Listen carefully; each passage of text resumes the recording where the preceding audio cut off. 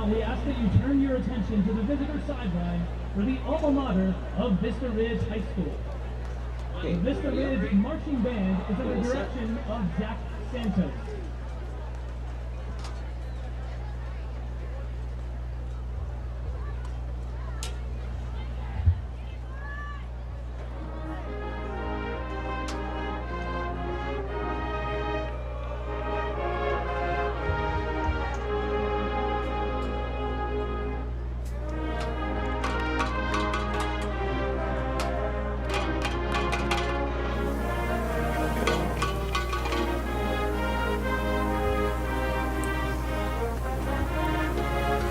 Historically, Rangers have been known to maintain the law, while Warriors have been known to break the law. Tonight, it's the Rangers battling the Warriors at the Palace. This is KVUE's Friday Football Fever on Thursday, and tonight we've got a great 25-6A matchup between 4-1 Vista Ridge and 4-1 Westwood.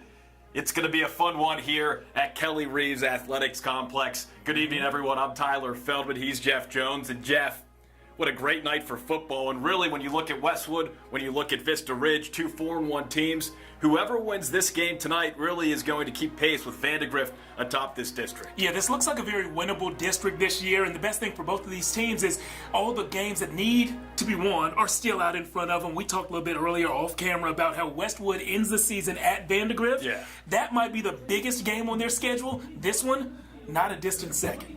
When you look at the Rangers, when you look at the Warriors, and you look at each team's one loss, Westwood losing to Round Rock a few weeks ago, they were actually up by 10 points with 50 seconds left in that ball game and somehow lost. They were up 21-7 at one point and somehow lost. And you look at Vista Ridge, they lost to McNeil 7-6. So both teams trying to keep things going. Yeah, and you mentioned that close losses for both teams, but especially for Westwood losing to Round Rock so closely.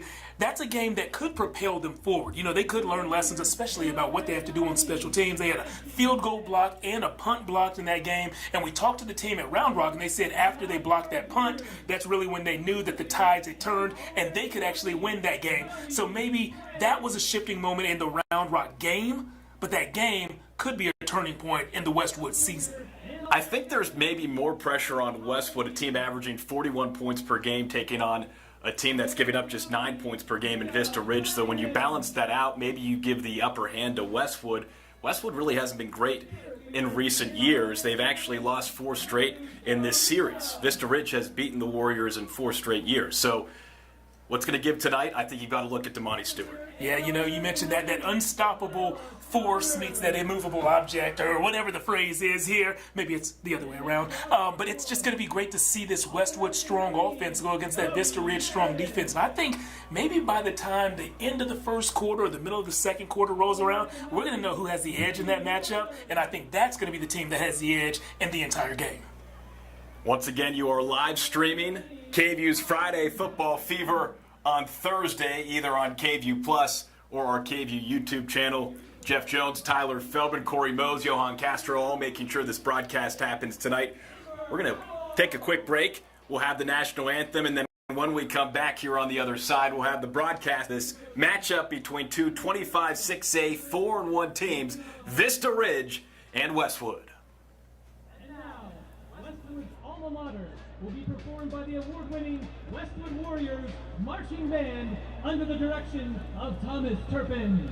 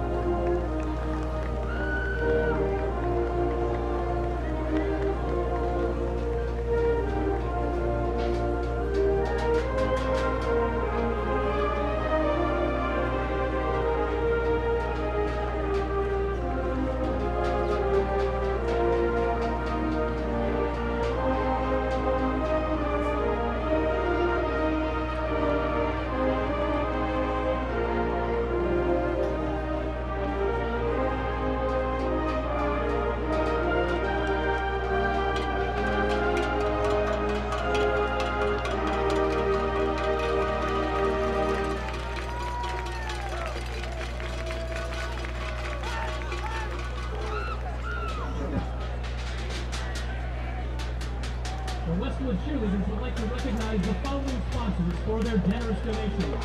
Platinum sponsors, Cedar Park Nissan, Coordinated Financial Group, Jacqueline Pfister, Round Rock Nissan, Round North Nissan, Toyota of North Austin, Wingstop, ABC Coffee Company, Energy Efficient Solutions, Handles Ice Cream, and also the Spirit Item sponsors, Austin Potter's House, Movers P&M Air Conditioning and Heat, and Whataburger.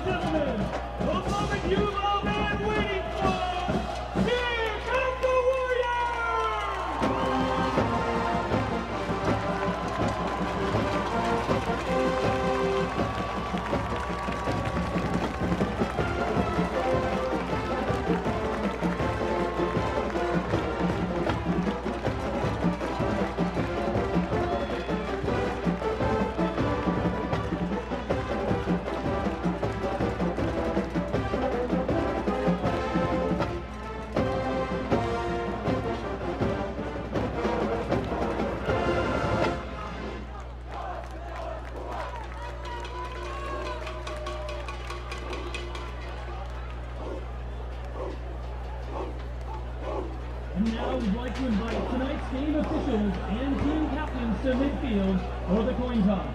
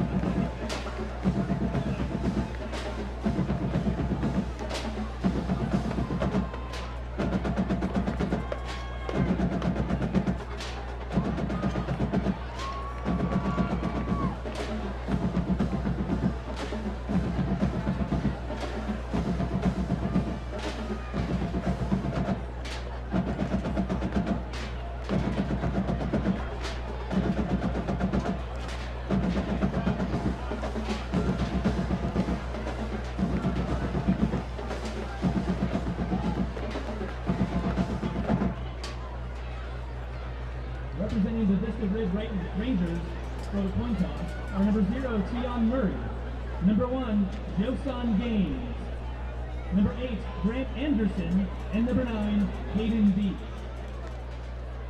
Representing the Westwood Warriors, are number 10, Owen Norrell, number 6, Scott Uppelman, number 12, Mike Davis, and number 18, Fred Fisher.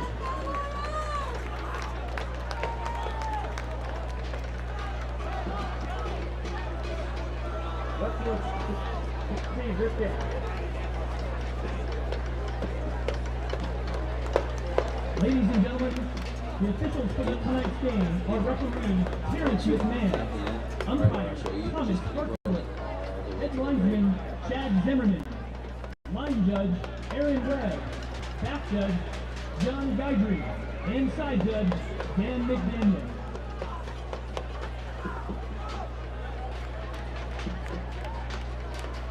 And now, we ask that you please rise for the presentation of tonight's colors and our national anthem. Go to set. Great posture, lift off. The colors are presented by Westwood's Texas 861st Division of the Air Force Junior ROTC Color Guard. Carrying the American flag and commanding is Cadet Second Lieutenant Sarah Jung. Guarding the American flag, Cadet Chief Master Sergeant Asna Makinogia. Carrying the Texas flag, Cadet Senior Master Sergeant Om Kalyani. Guarding the Texas flag, Cadet Staff Sergeant Thomas Bustamante.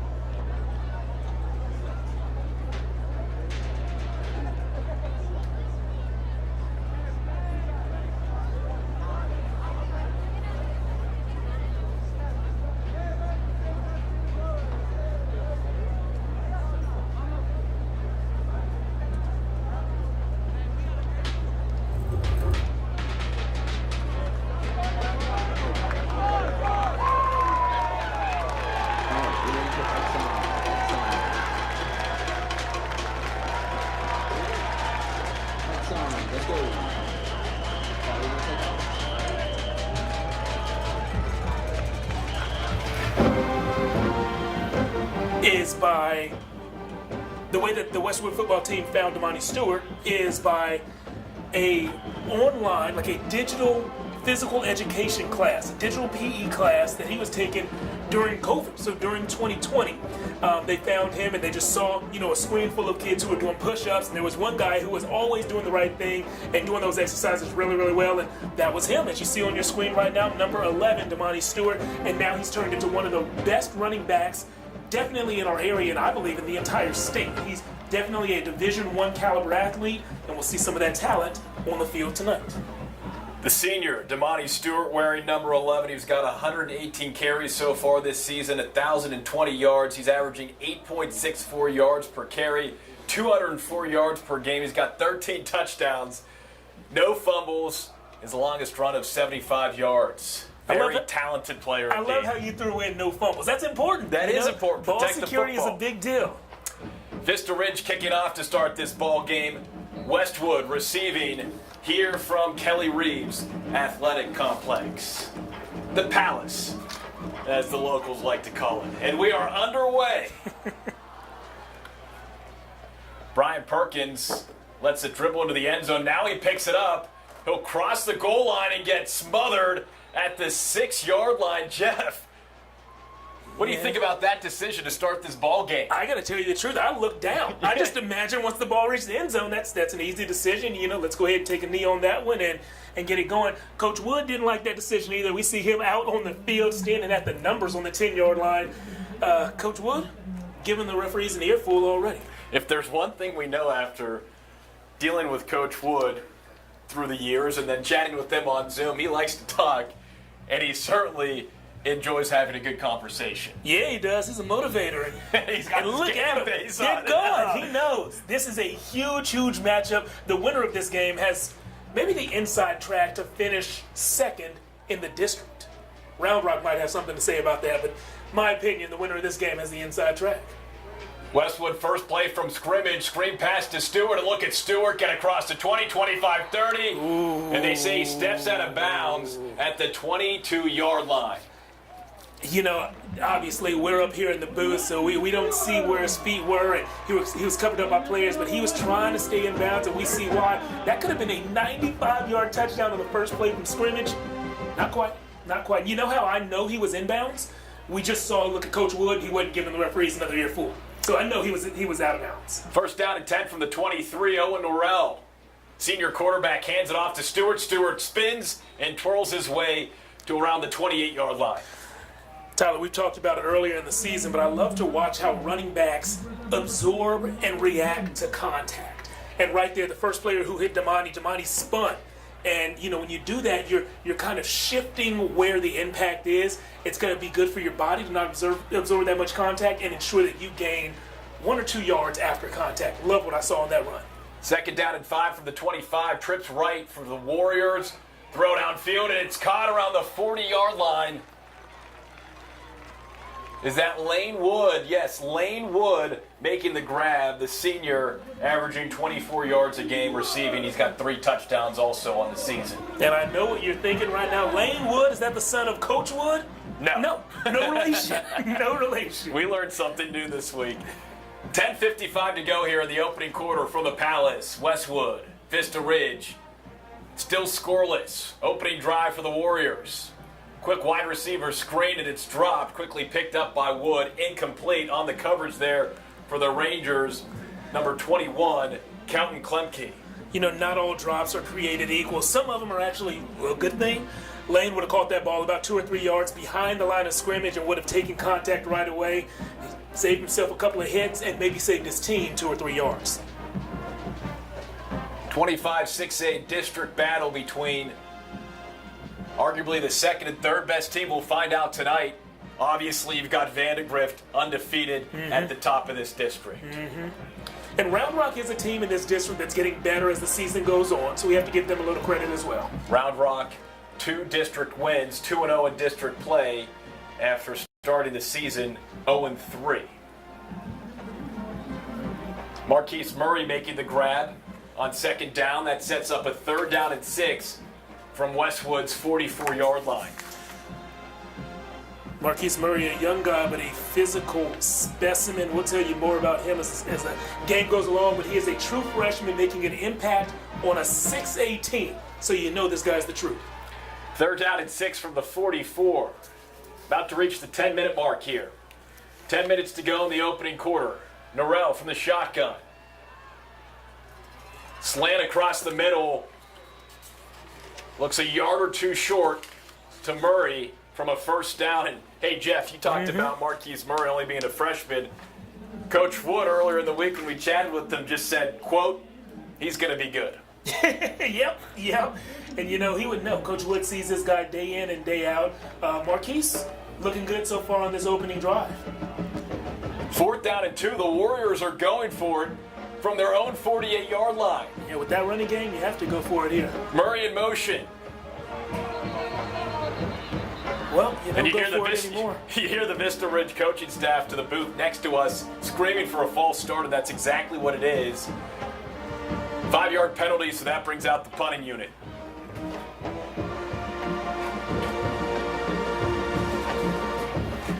So the Warriors were going for it. Aggressive play on their opening drive to go for it on 4th down. Instead, a false start pushes them back 5 yards, and now they set up to punt.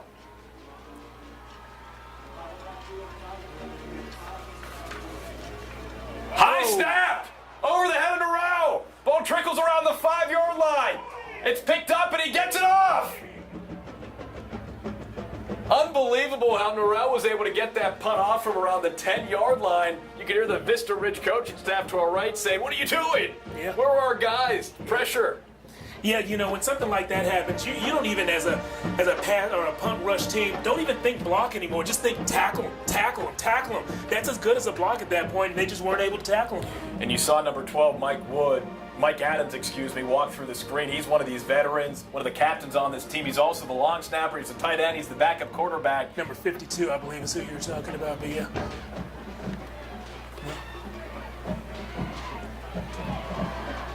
Big hit. Oh, Mike Davis. Gotcha. Big hit by number 9 on that Westwood defense. Aiden Chang, senior. 19 tackles, making 20 this season. 2nd down and 6 from the 31. Great field position for the Rangers on their opening drive of this ball game. Handoff goes to Joson Gaines. They call him Joe, and Joe gets a few yards, but there's a flag on the play. Jackson Arnaud, the quarterback, Jeff, and he's a guy that's completed 52% of his passes, 8 touchdowns, 6 interceptions. He's one of the go-to guys on this team offensively. Yeah, a leader of the team. And want to pause for the ref to talk to us.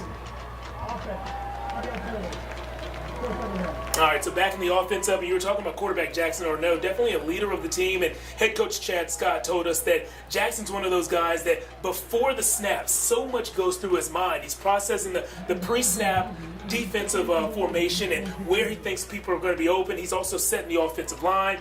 He really is an extension of the coaching staff on the field. Apparently, he's also not a prima donna, which was important for head coach Chad Scott to mention. 2nd down and 11 from the 36. Handoff goes to Gaines, and Gaines very little on that run. That defensive front for the Warriors is strong.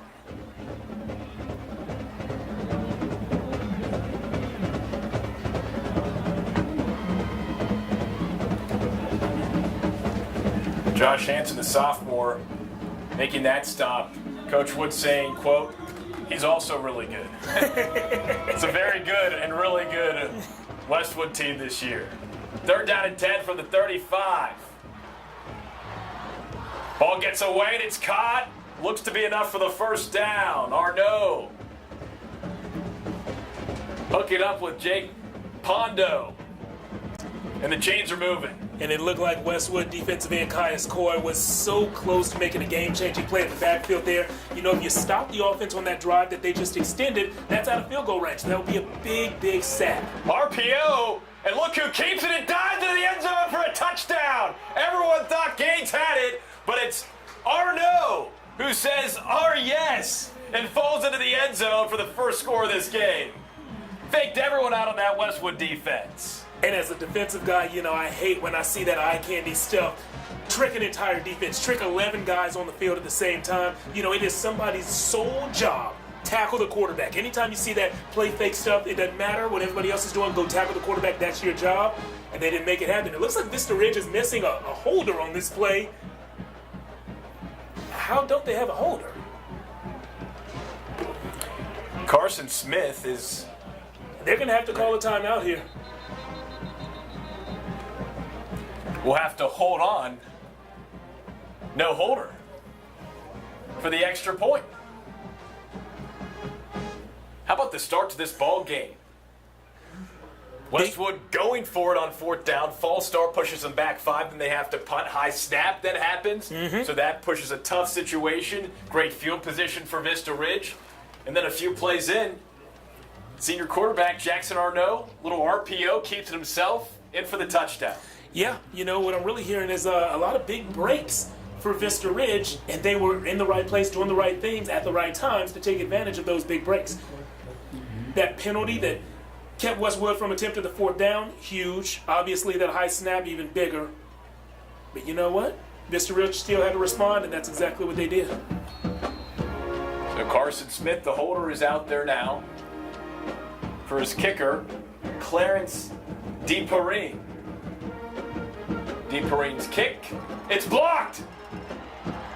It's picked up by Scott Uffelman. Tackled around the 29-yard line. So with 7:23 to go here in the opening quarter, it's Vista Ridge 6, Westwood nothing. And Uffelman is exactly who you want to have that ball. If you are Vista Ridge, Uffelman is 3rd in the state in kick return yardage. So when he has a ball in his hands, he knows exactly what to do with it. So Westwood will get the bell back on offense. If you're just joining us, we talked about it earlier, but this is a Westwood team averaging 41 points per game, playing a Vista Ridge team giving up just 9 points per game. Yeah, it's that matchup that I couldn't wait to see and still can't wait to see. This Westwood offense is good, but as you said, that Vista Ridge defense has proven, hey, we're pretty good too. Last week, defense did its job on Vista Ridge, and they came up short, losing the game to McNeil 7-6.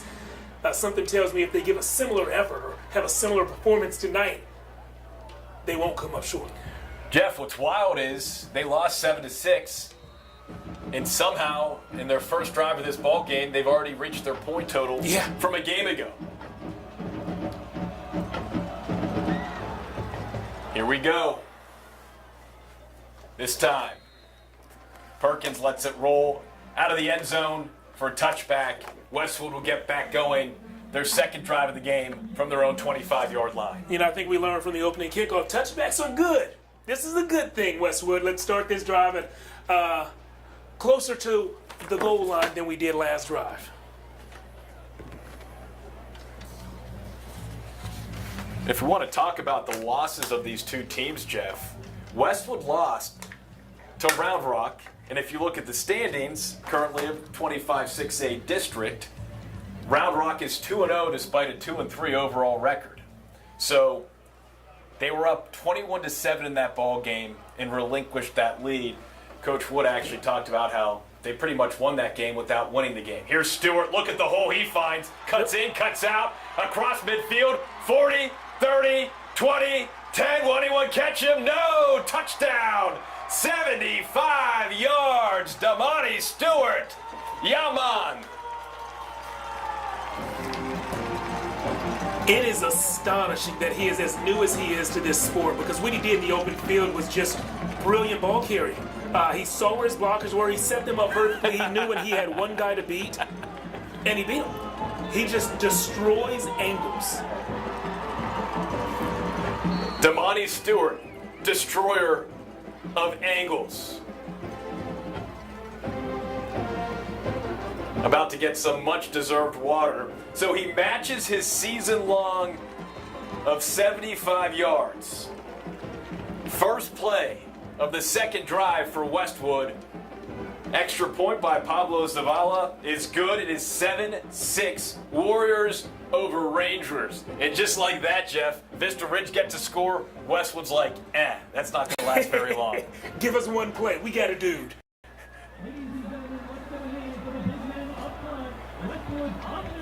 And you know you're a good running back, Jeff, when you make that run, especially early, the patience, the vision to make it look that easy.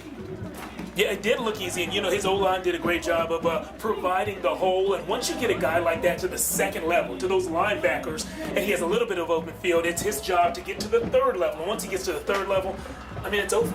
He's 210. Those DBs don't really want to tackle him, and he knows how to evade them, how to set up his blocks, and how to destroy those angles. Like we said a moment ago, that guy is tough if you don't get him right there at the line of scrimmage.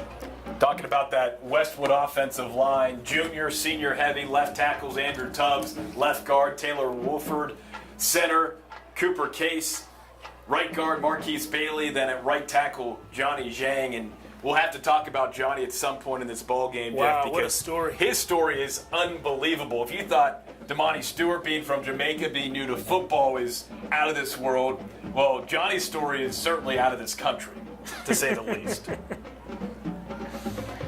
Great story, one of many great stories on this Westwood team. Very diverse campus, very diverse team. Every player has a story. Pablo Zavala, the senior kicker, bounces around the 20 into the 10, gains, gets it, and gets brought down around the 22-yard line. That's where the Rangers will take up their second offensive drive, and Gaines actually gets up a little limp there as he slowly walks off the field. Hopefully he's okay, because Joe Gaines is a big part of this Vista Ridge offense, leading the team with 3 total touchdowns this season. Big part of the Vista Ridge team. He's an offensive star and a defensive star. Earlier this season I showed some highlights in Friday Football Fever, or Friday Night Highlights show, and there was one drive that Joe Gaines ended by picking the ball off, and then the next drive he scored as the running back. So he's a big part of the offense and defense. This is a big loss if he's out for any significant amount of time. 1st and 10 from the 21. Arnaud.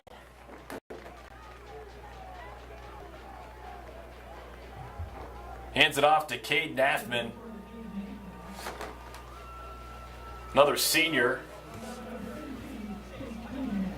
He also starts on the baseball team. A number of these guys on this Rangers team start on the Vista Ridge baseball team as well. Arnaud, another handoff. Looked like J.D. Jackson on that one. And this isn't just a backup running back in the game right now. J.D. Jackson's got some run this season. 76 rushing yards, 51 yards a game. So we'll see, man. And he's got one 100-plus game of rushing yards, so he definitely can run the rock. 3rd down and 2 from the 29. 6:12 to go in the first quarter. Arnaud hands it off, and look who's there. It's Josh Hansen again, the sophomore. Another solo tackle. He's fired up.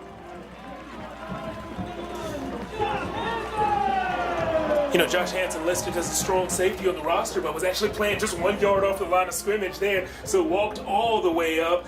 This Westwood defense was expecting run. They got exactly what they expected and finished the play on the side of the line of scrimmage that they hoped to. Tackle for loss for the safety.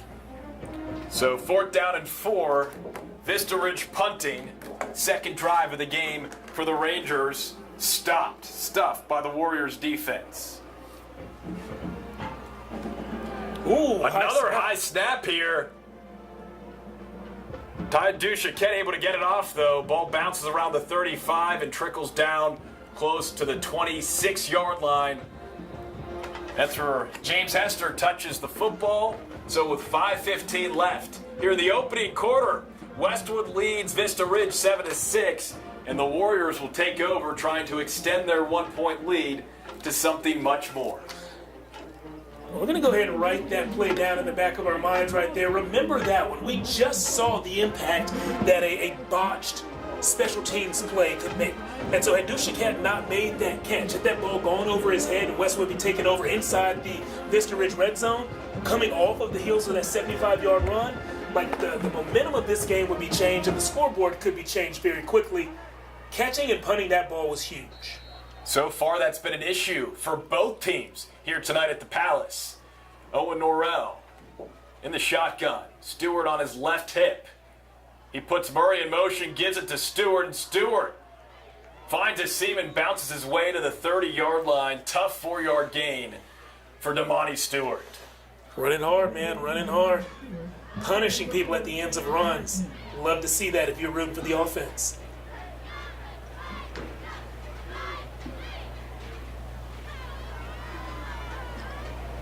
Westwood actually 3-0 record on the road this season, just 1-1 here on their home field, trying to make that 2-1 against the Rangers. 4:41 left here in the first quarter. 2nd down and 6 from the 30 for Owen Norrell and the Westwood offense. Looks to pass, tucks it, slides, and they'll mark him around the 33-yard line. So that sets up a 3rd down and 3, Jeff. If you're Westwood, what you've seen from this offense so far tonight, what are you doing if you're head coach Anthony Wood? I'm giving it to the guy who just scored a 75-yard touchdown. Best player on the field right now is wearing orange and the number 11.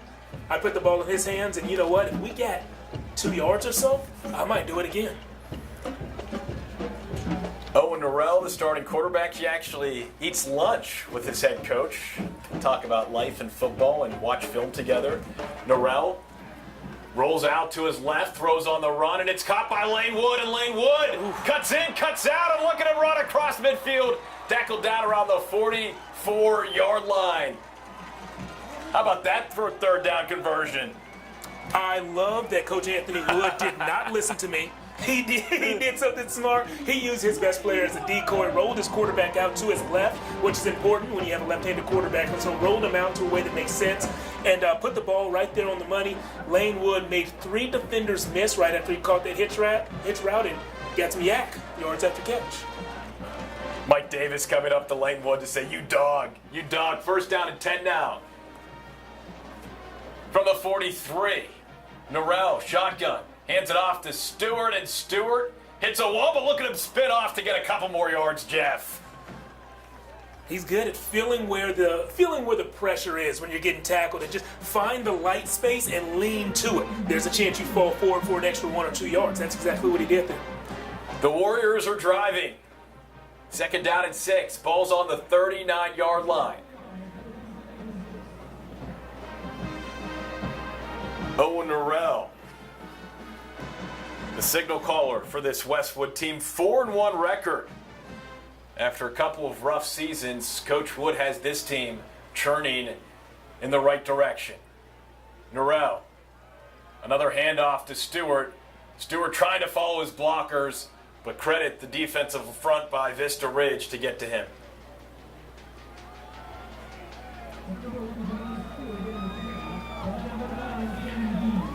.2:15 left in the first quarter.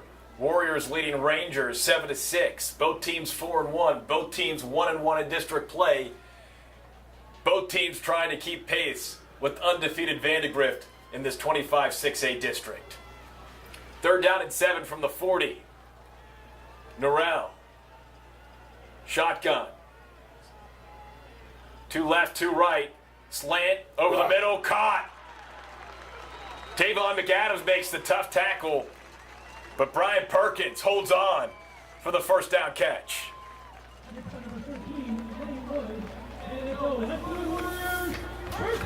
Excuse me, that was Lane Wood making that grab.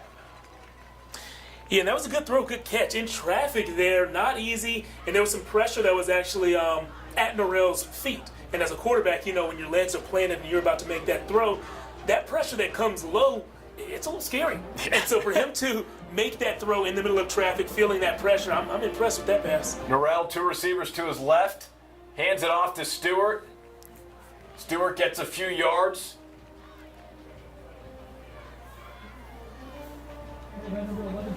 One of those slow, methodical drives. We've seen the pass plays when they need to pass, but they've been leaning on the run on this drive, and it's been producing. You know, we haven't seen the big chunk yardage, the explosive plays, but if you're picking up 4 yards on the ground, that's a successful run.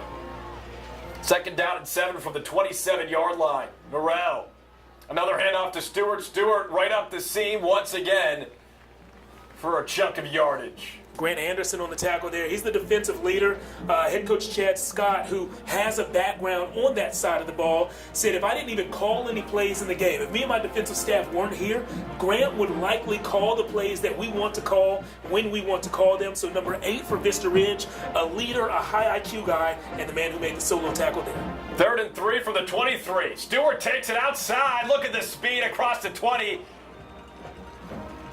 Gets taken down by Tavon McAdams, but that's enough for a first down. You just see that burst of speed to get around to the outside, Jeff. So impressive. You know, running backs think bang, bend, bounce. Bang, I'm going to hit the hole where this play was designed to go. Bend, I'm going to go maybe one hole nearby. Or bounce, I'm going all the way to the outside to do my own thing. He processed that so quickly. That hole where he was supposed to go, it was occupied. There was a defender there. So he, in his mind, just skipped the second step and said, I'm bouncing this thing to the outside. I'm going to out-athlete everyone out there. That's the end of the first quarter. Hard to believe it went by pretty quickly, Jeff. But after 12 full minutes of play, it's Vista Ridge trailing Westwood 7-6. And if we recap what happened, Westwood was driving, then a penalty forced them to punt, and then a botched snap on the punt gave Vista Ridge great field position. Jackson Arnaud, the quarterback for the Rangers, little RPO, finds the end zone, and then the very next offensive play for Westwood on the ensuing drive, 75-yard touchdown run by Damani Stewart. Yeah, we've seen some explosive plays. This drive, though, is telling me a lot. The fact that Westwood is able to march down the field on this very good, very experienced Vista Ridge defense does speak to the growth that we've seen from the Warriors over the past few years. This is not something that members of our community who have followed high school football over the past 5 or 10 years would expect to see a Westwood offense do. And they're just showing, hey, they are a good, competent offense in Central Texas, and they're doing it against a very good defense. It's been a lopsided series between these two district foes, too. 4 straight losses for Westwood against Vista Ridge. The Warriors' last win against the Rangers was a 27-7 victory all the way back in 2018. Now, if you go further into this series, Westwood actually won 3 straight, 2008, 2009, and then again in 2016 there was a little gap. First down and 10 from the 16 to start this second quarter for Westwood, trying to extend its lead against Vista Ridge. The only difference in this ball game, a blocked extra point. Murray in motion. That's who gets it from Norrell. Murray pushes forward, out of bounds around the 9-yard line. Freshman, 14 years old, out here making plays. Coach Wood says he's one of the more athletic young guys on the team as well. Marquise Murray, bright future. He's going to be a college guy when it's all said and done. He's getting some valuable experience right here in the Palace tonight. And apparently, we're told that he's already benching 270 pounds as a 14-year-old. Kidding me? Second down and 2 from the 8-yard line. Stewart stumbles, gains his footing, stays on his feet. How is that possible? That is by far the most impressive 0-yard run I've seen this season. That was incredible. 2 massive stiff arms and then a little baby hurdle there. He made 3 defenders miss in the backfield, and the only reason they brought him down at the line of scrimmage is because he was off balance and on one leg. That's incredible. Beyond impressive. Especially for a kid who's just played football for 3 years. And to have the dominance that he's having in the state of Texas, where it's basically in your blood from a young age if you're playing football. 3rd down and 1 from the 7. RPO. Look who keeps it himself and dives into the end zone for a touchdown. Owen Norrell across the goal line inside the pylon, but there is a flag on the play, and it could be a hold.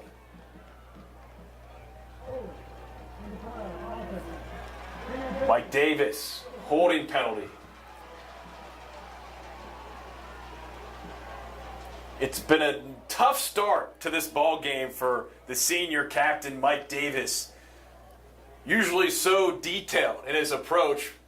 He's the long snapper, had that botched snap on the punt that gave Vista Ridge the great field position, then a hold there that takes away a great touchdown run by Owen Norrell.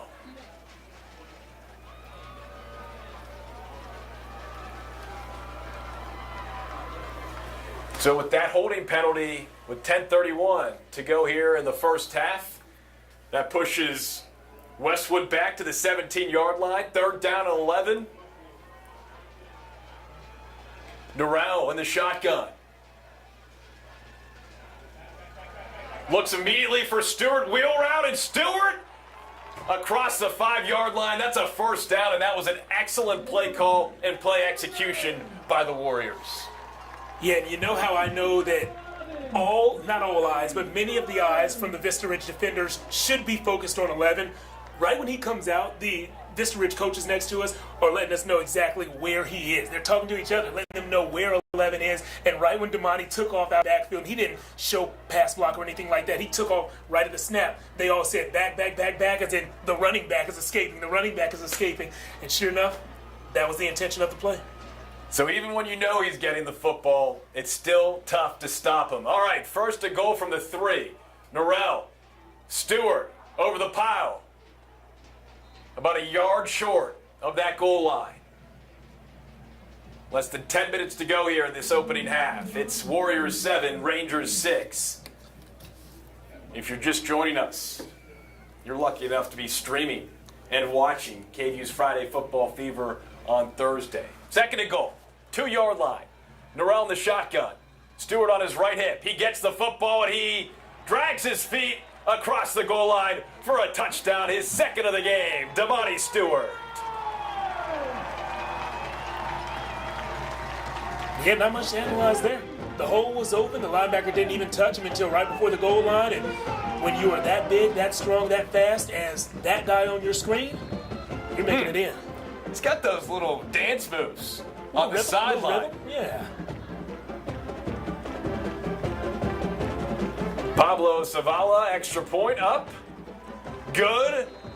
9:30 to go in the second quarter. It's Westwood 14, Vista Ridge 6. And there you have a look at Damani Stewart, the eye black, pouring down the cheeks, water in hand. My guess he'll take a squirt of that water and catch his breath. I think that's Just a pretty hunch. safe guess. Yeah. Just a hunch. Well, we didn't see him drink it, Tyler, so I guess there's no way of knowing. We'll never know. No way of knowing. We'll never know. Yeah. It's a mystery that I think everyone deserves, and a mystery that maybe we'll uncover as this game progresses. Jeff, all right, 8-point lead for the Warriors. I think this is maybe, I'm not going to say how we expected this first half to go. There's been some mistakes from both sidelines. But what we did know going into this ball game was just how talented Damani Stewart is and just how forceful and how talented this Westwood offensive line is. Yeah, that Westwood O-line does look really good. When you have a running back who is big, is strong, and can make guys miss, all you have to do is give him a chance. And that's exactly, actually, Westwood O-line has been doing more than just that so far in this game. I've been really impressed by them. Owen Norrell has done great when he has to put the ball in the air. Lane Wood, sure-handed and making guys miss after the catch. There are a lot of pros, a lot of positives from this Westwood offense. Pablo Zavala boots it deep into the end zone. Touchback. Vista Ridge will take over at the 25-yard line, trailing the Warriors by 8. Talking with head coach Chad Scott earlier this week. In his 15th season at Vista Ridge, his 3rd as head coach, he talked so much about that Vista Ridge community and how much it's grown, and a big reason why this Rangers team this season is 4-1 and having so much success is because they've all been playing together for such a long time. Yeah, it's one of those communities in town that they all grow up together, and it kind of reminds me of like a South Lake community, where they are ingrained in being Rangers from a very young age, and they take that very seriously. 1st and 10 from the 25. J.D. Jackson gets the rock, so still no sign of Joe Gaines. We'll have to keep an eye on the star running back for Vista Ridge as this half in this game progresses. Another cool tidbit about Vista Ridge and that community. We talked to Coach Scott earlier this year, and he said even though the campus is in Cedar Park, they don't call it Cedar Park, Texas. They call it Vista Ridge, Texas, over there. Jackson, another handoff, finds a great seam. Set up by Chance Coburn, and Skylar Hammett and he piles through for a first down around the 40-yard line. No huddle here for Vista Ridge, under 9 to play before the half. Quick pass, caught. Jake Pondo. You can hear the Vista Ridge coaching staff when he caught the ball. All they wanted him to do was run with the football. You know, which makes sense. And it's tough sometimes to talk to the young ball carriers about that, because when you look straight upfield on a play like that, I'm sure he saw that it was only going to be a 4 or 5 yard gain, and he wants to trust his athleticism and say, if I can get outside, I can beat guys with my speed and maybe go for 10 or 20 yards. Just take the 4 or 5 on that play. 2nd and 10 from the 40. Ball is loose, fumbled, quickly recovered by Jackson Arnaud. Don't know if that was a mishap in the delivery of the snap. Yeah, I think he just dropped it. Yeah, once the snap got to his hands, he kind of tried to readjust the ball and didn't catch it.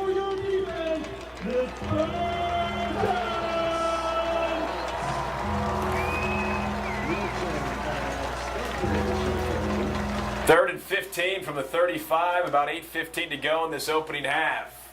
Warriors leading Rangers 14-6. Snap.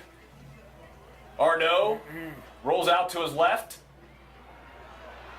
Dumps it to Jackson, and Jackson, nifty moves across midfield, and that's enough for the first down. Jeff, when I saw that play initially, I said, there's nothing here. And then Jackson made something of it. Yeah, made some guys miss. I saw a couple of tacklers coming in there with their heads down. Not only is that dangerous for the back and spine, but you can't see. Like that's why you want to see what you're tackling, to protect your body and to ensure the tackle. I saw 2 players not following that basic instruction, and that led to a nice run after catch. There's Joson Gaines back in the game, brought down by Aiden Chang. Looks like he's still in pain, limping off a little bit there. Hate that he's not at 100%, because the team is completely different without him. He's probably their best playmaker, and he's hobbling. You could see him shake his head at the trainer. And he's back off the field already. 2nd and 9 from the 47, trips left. This handoff goes to Witt Sizatowski. His first carry of the game, a flag on the play though.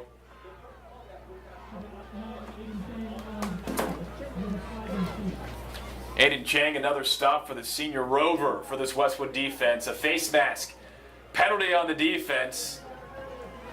Wow, that's a 15-yard penalty. Will put Vista Ridge deep into Westwood territory. There you can see the score, 14-6. Westwood leading Vista Ridge, 7:13 to go here in the first half. Vista Ridge trying to tie up this ball game, at least get close to tying things up. Here's Arnaud. Pondo follows his blockers, pushes the pile across the 25. Caius Coy, the junior defensive end, making that tackle for the orange and white. And so there's a great example by Jake Pondo of what happens right when you catch that now ball, you get upfield. You get your 5-yard gain, and if it turns into something better, cool. But don't always go outside hoping for the big shot. Take what they give you. Play action. Arnaud connects with James Hester, and Hester is in for the touchdown. Now the big question, does Vista Ridge go for 2 to tie this ball game up? Look at Hester celebrating. His 3rd receiving touchdown of the season, his 3rd year on varsity.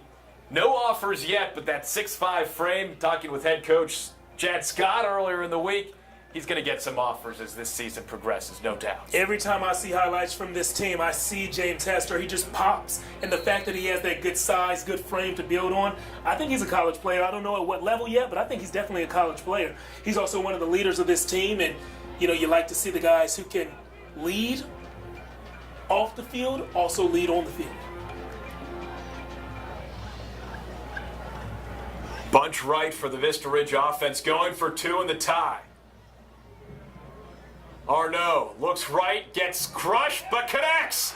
Wide open in the end zone for that 2-point conversion. Jake Pondo, and we are all tied up at 14 with 6.5 minutes to play here in the first half.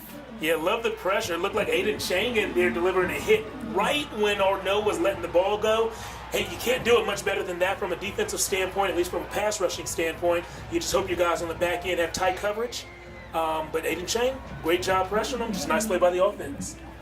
Credit the awareness by Jackson Arnaud to get that ball off just in the nick of time because Chang was right there and did light him up. All right, 14-all, Jeff, just as we expected in this battle of two very good 4-1 football teams in District 25-6A. You know, before the game started, we were talking amongst ourselves and we were asking, what's gonna have the edge here? Is it gonna be that Westwood offense or that Vista Ridge defense? So far, I'd say the Westwood offense has the edge, and it's been fun to watch these two very high-scoring and very fun to watch offenses, Westwood and Vista Ridge, go head-to-head.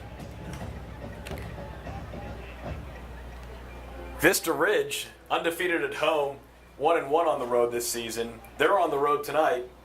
Westwood, I know I talked about it earlier, but they're undefeated on the road this season, 1-1 at home. And then looking at that 25-6A standings, you've got Vista Ridge currently in third, and then Westwood in fourth. Both are 1-1, but the point differential, both are 4-1. So again, Round Rock's 2-0, Vandegrist 2-0 in 25-6A. A very strong top half so far this season in this district.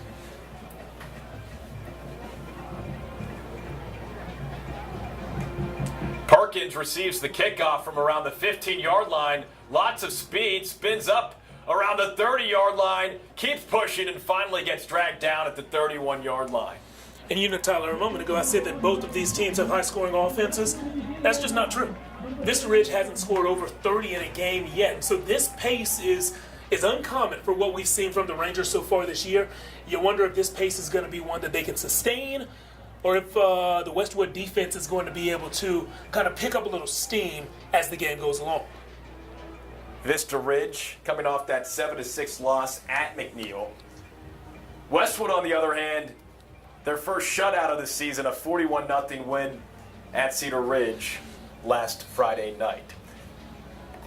Westwood does not have a problem scoring the football, Jeff. 34 points week 1, 49 points week 2, 59 points week 3, 21 points week 4 in that 24-21 overtime loss to Round Rock, and then 41 points in week 6. That week 3 win at Bastrop, we were there.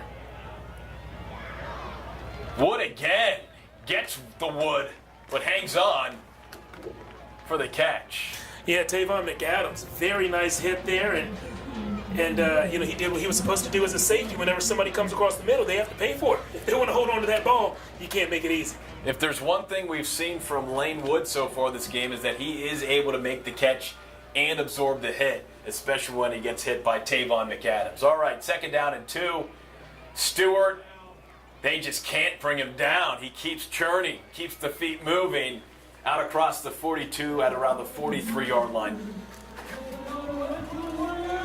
As a defender, you just have to know it's going to hurt every time you hit this guy, and he's going to keep on running hard for 4 quarters, but you have to keep showing up, and you can't show up alone.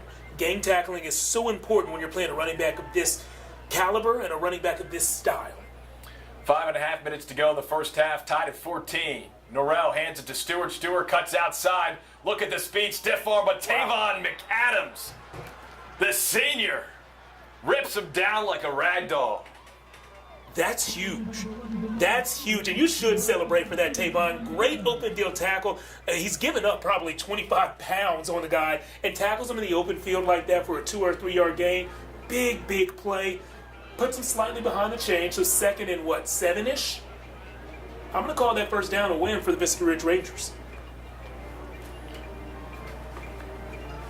2nd down and 7, ball in the 46. Norrell, 2 receivers to his right, and he throws it right to Mike Davis across the middle. He was wide open. That's a first down. He's in Rangers territory, tackled down around the 40-yard line. Mike Davis, they call him kind of the unsung hero of the team. He's the team leader, Mike Davis. And really the offense runs through him, though you won't see him show up on the box score a lot. He's not going to have a ton of catches, a ton of rushing yards, but the offense does run through him because he sets the angles, especially in the rushing game with his blocking in the open field. And that's what makes this Westwood offense so dynamic, so powerful, is that they put the defense at disadvantage through the ankles. First down and 10 from the 41. Norrell fakes the handoff, then whips it near sideline, intended for Lane Wood, but sailed a little bit high. So that'll bring up second down and 10, still on the 41-yard line. Less than 4 minutes to go as you see a look at the scoreboard here in the first half. It's KVUE's Friday Football Fever on Thursday. Of course, we've got our 30-minute Friday Football Fever highlight show hosted by Jeff Jones. I'll be there a little bit. Corey Moe's there as well. Bunch of shooters going out to several games on Friday, but really, Jeff, this game here tonight, arguably the biggest game on the schedule this week. Yeah, I think this week this is the biggest game on the schedule. It's going to determine playoff positioning, and it's just two fun teams to watch. Stewart stuffed, stays on his feet, and then finally brought down. Jeff, you mentioned gang tackling, and that took place right there, led by Caden Dees. Caden Dees, Grant Anderson, who made a great play, and Ty Duchette, all of them right there. The game tackling is so important. Tackling that man in the open field is going to be tough for one person to do, but if you can eliminate the advantages that they have through athleticism with your angles and with 3 or 4 guys, makes the job easier. All right, so third down and 11. Ball on the 42-yard line. 3:15 to go in the first half. Tied at 14. Norrell from the shotgun. Fires and he's picked off. Intercepted. Caden Dees. And Dees brought down, but the ball pops loose. Who has it? Looked to me like Dees hopped on it. Tavon McAdams says Vista Ridge has it. And they do have it. Caden Dees, the senior Ranger end, the Air Force commit. His first interception of the season, and a huge turnover for this talented Vista Ridge defense. You know, Coach Scott said that Caden Dees was one of the football IQ guys on this team. He thinks about the game on a different level. He is going to play in college at Air Force. What happened on that play, I don't believe that he was dropped into coverage. I believe that he just knew his pass rush wasn't going to get there. And so he felt the quick pass coming. He looked up at the quarterback and, hey, said the ball is right there. I guess I'll go get the ball. Rangers take over. A chance to take the lead. And we've got some movement on the line. Multiple flags out.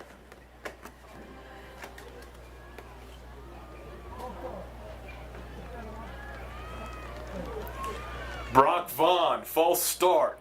That'll push back the Rangers offense 5 yards. So it'll be first down and 15. Ball on the Rangers' 49-yard line. Jackson, reverse, flea flicker. Going deep is Arnaud, and he has his man. Deep downfield. Trickeration. J.D. Jackson started the play, and then he ends the play inside the 10-yard line. How about that, Jeff? Absolutely love the execution there. You know, when that play was called, all the guys were like, yes, yes, it's here, it's here. That's one of those things that you work on for weeks and you hope to see it called in a game.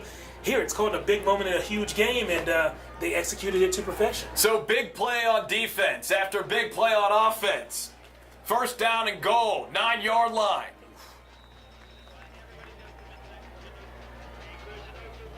Jackson gets the rock, maybe gets 1 or 2 yards. Clock continues to tick. Less than 2.5 to play in this first half. We've got an injured player on the field for Westwood. Looked to me like that was Henry Kubelka, senior D-end, who's coming here. He hasn't made a ton of sacks or a ton of plays, but he has made an impact along that defensive line. Couldn't tell if it was it's a shoulder injury that they're kind of assessing right now. John Horsley and Susan Slagle, the 2 trainers on this Westwood staff, attending to Henry Kubelka, the senior. Hopefully he's okay. Walking off the field on his own accord, which is good to see, but he's holding his left arm, left hand on his shoulder, his right arm, his right shoulder, maybe that collarbone area. So injuries impacting this game. Joe Gaines, certainly his injury for Vista Ridge has impacted things in this first half. Second down and goal. Ball on the 8-yard line. Little Wildcat. Grant Anderson takes the Wildcat. We see that from time to time. Gets 3 or 4 yards, and that'll set up a 3rd and goal for the Rangers. And you know, Coach Scott, the head coach of Vista Ridge, told us Grant will line up in that Wildcat, and he can actually throw it. He's a starting middle linebacker, but he can actually throw it. So if you see him back there taking the snaps, it doesn't mean it's necessarily one of those Wildcat runs. They could download the pass. There's Grant Anderson back on the field offensively. When you're good, you're good.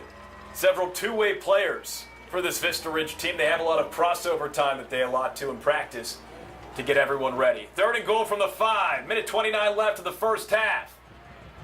Anderson, Wildcat, into the end zone. Uffelman had him, but he tackles him in the end zone for a Vista Ridge touchdown. His 2nd of the year, and it's 20-14 Rangers.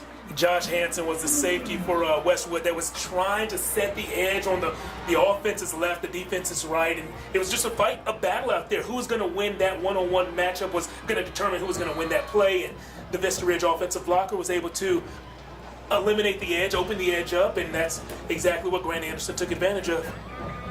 Clarence, deep Perrine, high snap, and it's off the left upright.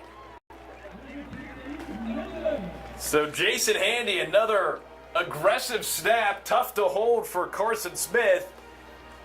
Deep Perrine is able to get the kickoff, but it's no good off the left upright, so the score remains 20-14. Vista Ridge with $1:20 left here in the opening half. You're watching on KVUE Plus and our KVUE YouTube channel. Friday Football Fever on Thursday. We've got a great one brewing here at the Palace. Special team miscues. We've seen them cost points. We've seen 3 big special team misses already. It's going to be 1 or 2 big plays like that in the second half that decide this game. I don't think either team is going to pull away in this one. Back and forth ball game. Mistakes costly, Jeff. If you think about how this first half has gone for both Westwood and Vista Ridge. Yeah, mistakes have been huge, and we saw Vista Ridge, their first offensive drive started already in Westwood territory because Westwood's snap on their first offensive drive for a punt went over the punter's head. When you give an offense like this one that kind of advantage, they're going to take advantage of it. That's exactly what they did. So the miscues, the mistakes will continue to be costly in this game, I imagine. We just saw another mistake literally take points off the board. This should be 21-14, Vista Ridge on top right now, but it's not. Caden Deeds with the interception leading to the Grant Anderson go-ahead touchdown. Chad Scott telling us that his defense is a Sharknado hybrid defense. Seems intense. Uffelman returns the kick. One more man to beat, and he gets dragged out of bounds by Deep Perrine, the kicker. Scott Uffelman, he's returned 1 kickoff for a touchdown already this season. Nearly had another. Great field position for the Warriors. Yeah, that one that he took back was the opening kick in that game against Bastrop, the game that they scored 59 in. And speaking of the 50s, Uffelman averages yards per kickoff return. That's astonishing. Good enough for 3rd best in the state. Something tells me that number 1 and number 2 don't have the reps that he has. So, if you have 1 or 2 long ones, that kind of skews your stats. Uffelman has that stat because he's earned it. Scott Uffelman, the junior free safety cornerback, of course, also returns kicks. 1st and 10 from the 46, $1:10 left on the clock. Little trickeration with the snap and the handoff there. Stewart gets nothing, and the clock continues to run. 3 timeouts for both teams left. We'll see if Coach Anthony Wood uses one here. It looked like Tyler Gilliland on the tackle there, and great job of just staying where he was supposed to be, staying at home and sniffing that draw out. 2nd and 9, ball on the 47. Norrell drops back, fires deep, has Lane Wood, and Wood comes up and gets it! Oh my! What a catch! Back in my day, we used to say mossed him. Whenever a receiver would jump up and make a play over a defender like Randy Moss, that's exactly what we saw from Lane Wood. He mossed him. Not only did he moss him to make the catch, and I don't want to call anybody out here, but that ball was pretty severely underthrown from Owen Norrell. Wood had about a 2-step lead on that DB.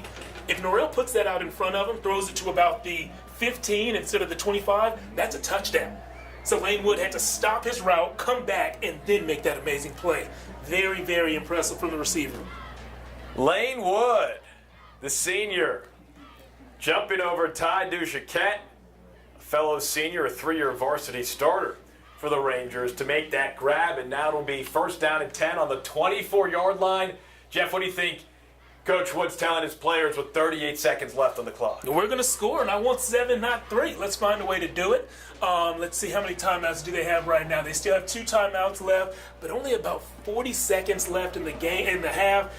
So I don't expect us to see many traditional running plays, even though the best player on the field for them is the running back. Might see a draw, see if you can get the Vista Ridge defense kind of out of sorts before giving it to Damani Stewart. Might see a screen, or you might see them work the sidelines with their receivers.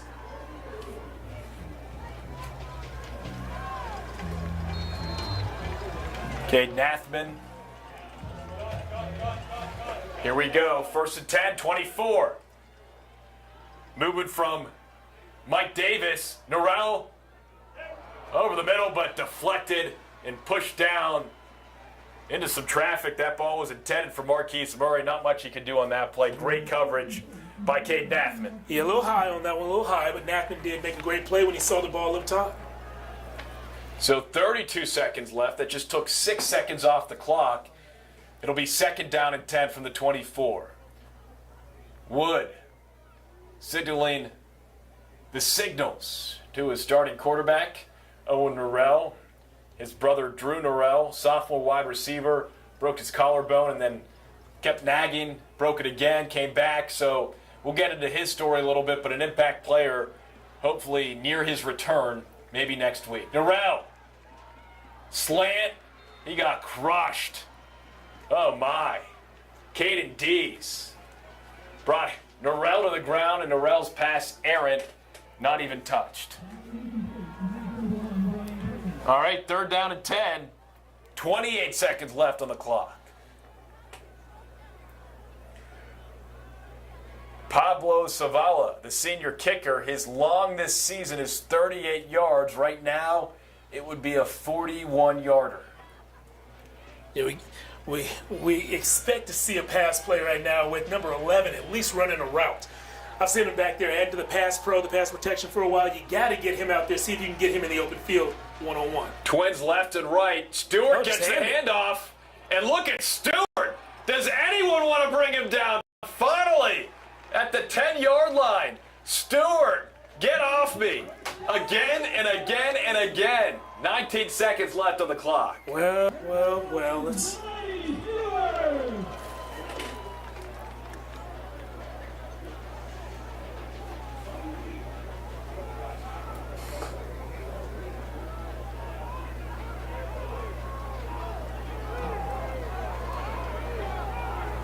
Unfortunate conduct. Number 9, Vincent.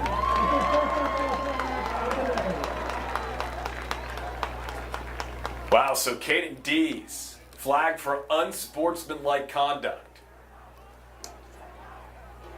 And Jeff, I don't know if you saw what happened. I missed it. No, I didn't see what happened there, but it must have been pretty egregious to throw that flag. But that puts the ball on the 6-yard line, so first and goal from the 6. Just 19 seconds left. Caden Dees and that Vista Ridge defensive line will have to figure things out. And, you know, Caden was talking to the official, I guess trying to figure out what he did. So I am very curious as to what they saw that they thought was bad enough to throw the flag. Usually when you get in unsportsmanlike conduct as a player, you're like, all right, yeah, I know exactly what I did, you know, and maybe I earned it, maybe I didn't, but I know what I did. For him to ask the official in a way that leads me to believe he didn't know what he did, that's confusing. You have to think that's what head coach Chad Scott's asking the referee right now. A chance for Westwood to go into halftime either with the lead or closer to Vista Ridge's current lead of 20-14. This has been a great first half here at the Palace. Kelly Reeves Athletic Complex. Home to so many great programs. Tonight it's home to Westwood on a Thursday. There's a look at the Warriors. You know, Vista Ridge, Chad Scott telling us the defensive strategy was to stop number 11 right there, Damani Stewart. That's one of those easier said than done kind of things. I'm not saying they haven't, but there certainly have been some chances where they haven't. All right, here we go. First to goal for the 6. Twins left. Stewart on Norrell's left hip. Norrell rolls left, corner pocket, and sails it high. A little bit too much zip and too much height on that one. 14 seconds left. And it's interesting right now where the clock is because really, if you're running the pass routes down here, the clock doesn't really impact you. You can easily get 2 or 3 more plays in 14 seconds. But the fact that the best player on the team is the running back, that's where it impacts you because you have maybe 1 running play left, and that's all you have time for. So if you're going to do it, call your best one that you know is going to get 5 yards and get in that end zone.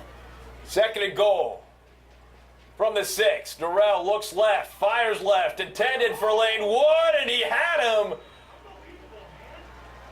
but too long. Another good opportunity for the Warriors. Just couldn't connect. And if you're wondering why Lane Wood was so open on that play, well, it depends on if you're an offensive guy or a defensive guy. If you're an offensive guy, you call that a rub route, a mesh route maybe, where the receiver kind of bumps the defender who's guarding his teammate. If you're a defensive guy, you call that a pick route. And so what happened is the 2 wide receivers on the left side of the Westwood formation basically switched roles there, and the outside receiver, I think that was Marquise, ran into the defender, knocking him off and freeing up his teammate, Lane Wood. Third and goal. Norrell. Incomplete. Kick it. You kick it here. Kick it. Offense died. The offense stopped moving when it got close. Kick it. Points are at a premium. And that's exactly what head coach Anthony Wood is deciding to do. He's sending out the field goal unit.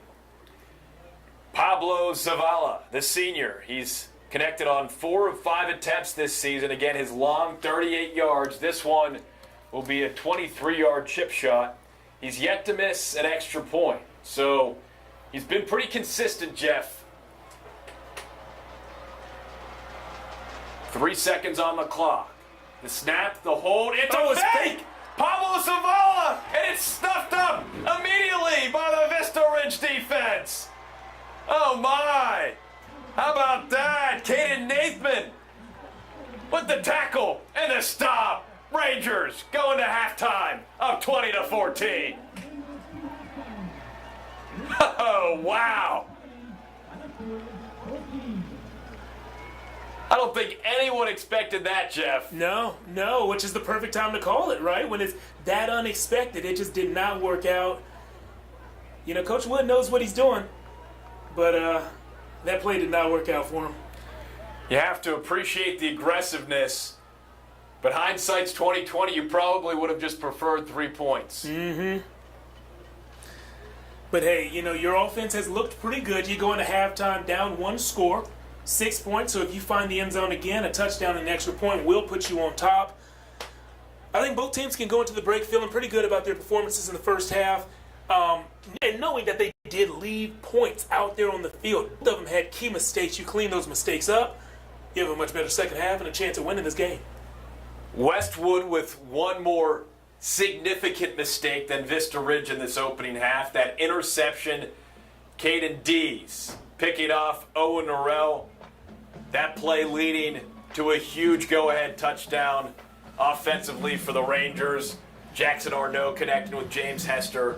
And that's how we're at 20-14. Vista Ridge on top of Westwood, looking for their 5th consecutive win against the Warriors. We'll see if they're able to accomplish that feat on the other side of this halftime, where we'll get to check out both bands of Westwood and Vista Ridge. You are watching and streaming live on KVUE and KVUE Plus, and the KVUE YouTube channel. Friday Football Fever on Thursday.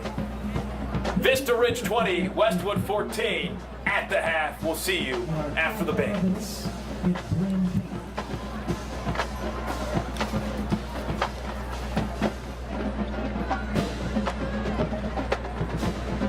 Tonight, the Star Steppers will be performing a jazz kicking team with twists and shouts. The Star Steppers would like to dedicate tonight's performance to all Star Stepper and Star Guard alumni.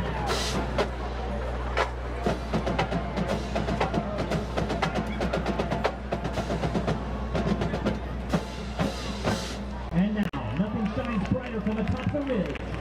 Introducing the 2023-24 Star Steppers.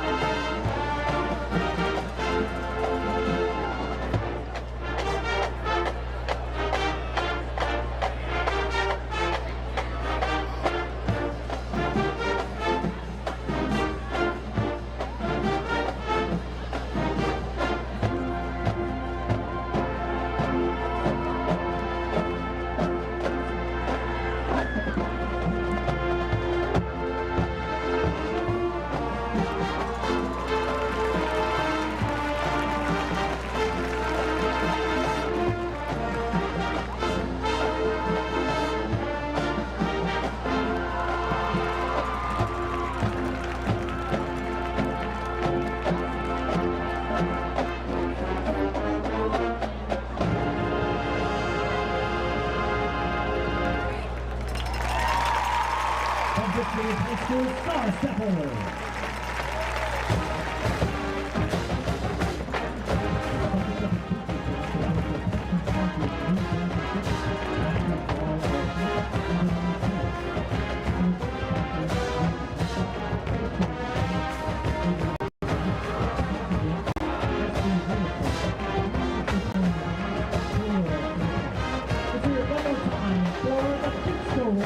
Star Steppers.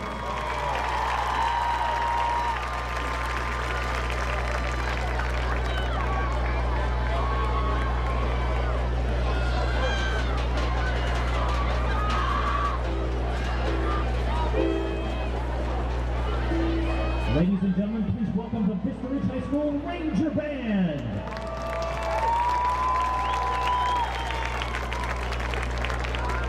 The band was led onto the field by drum majors Kylie Gastero, Michael Geary, CJ Falker, and Julianne Choi.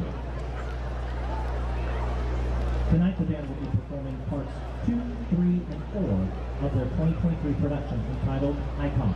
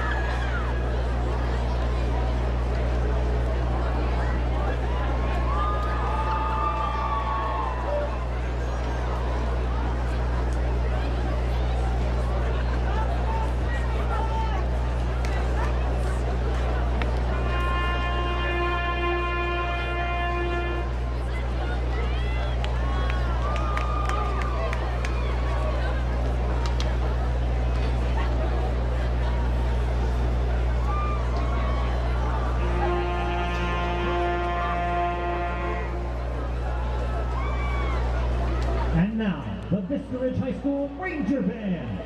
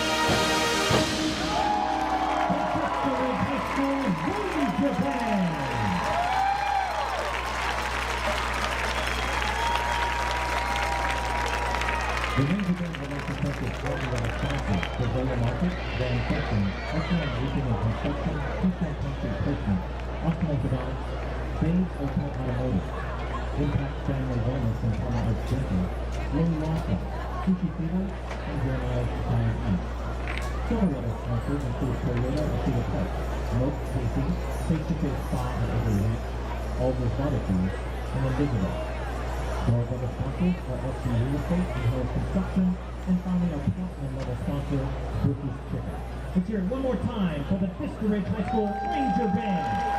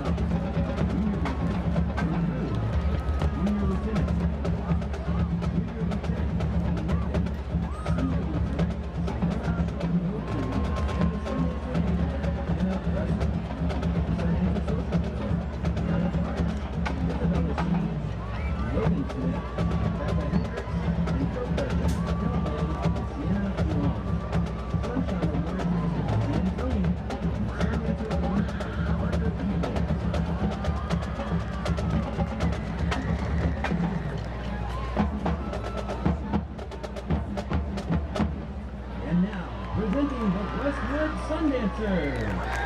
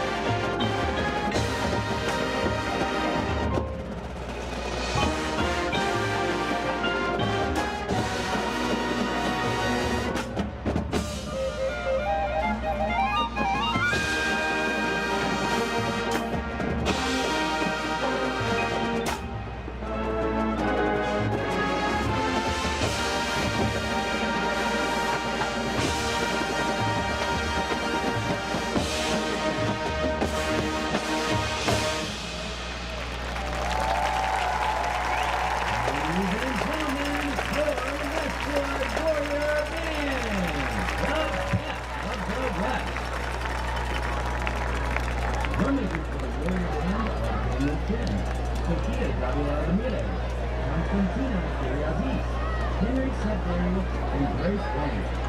Directors for the Warrior band are Thomas Baker, Brittany Mason, Brandon Winter. Percussion director is Michael Sheeran. Color guard director is Mark Estradi. The section of the week is the color guard. The Westwood Warriors band will offer this week a range of bands held up on all of their competitions this upcoming season. Go Wood!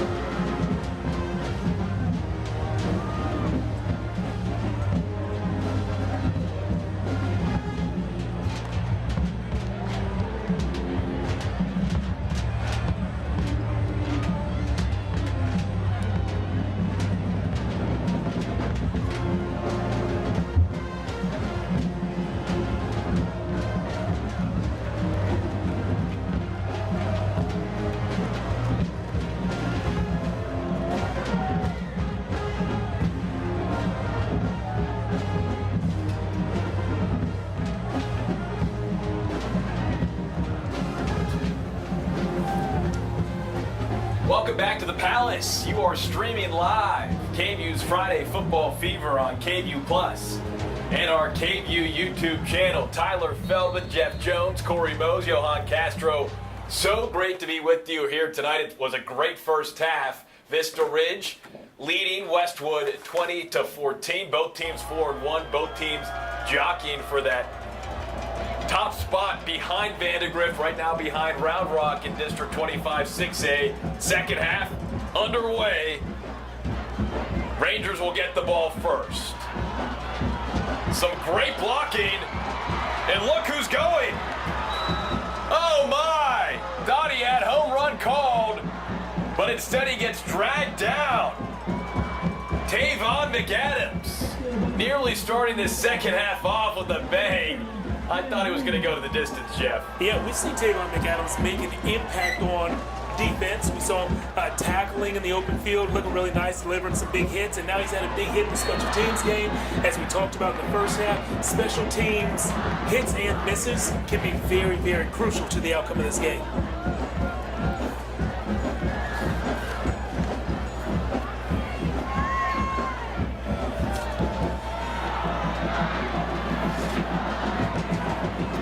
Vista Ridge will get going across midfield on the Westwood 49-yard line, first down and 10.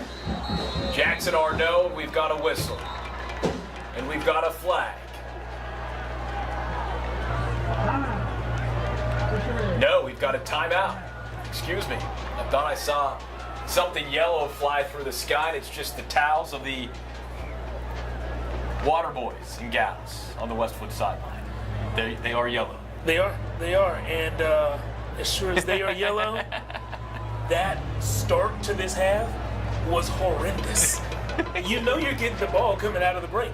So in theory, you can already know what plays you're going to dial up. Like, you guys can talk about the perfect start to the half, and for them to come out and be misaligned and struggle to get lined up right, looked like somebody might have false started, wasted timeout. Like, I don't know if there were many more things that could have gone wrong before the first play from scrimmage of the second half.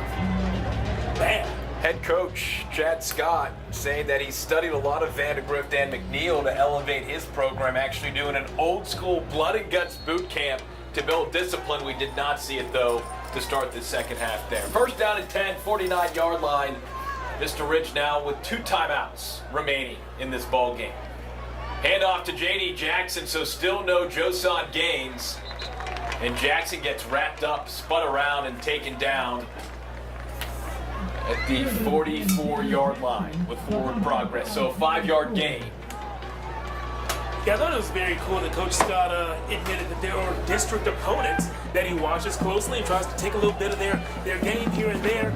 If somebody else is doing it right, study them. Doesn't matter if they're your district enemy or not. Jackson, another 5 yards.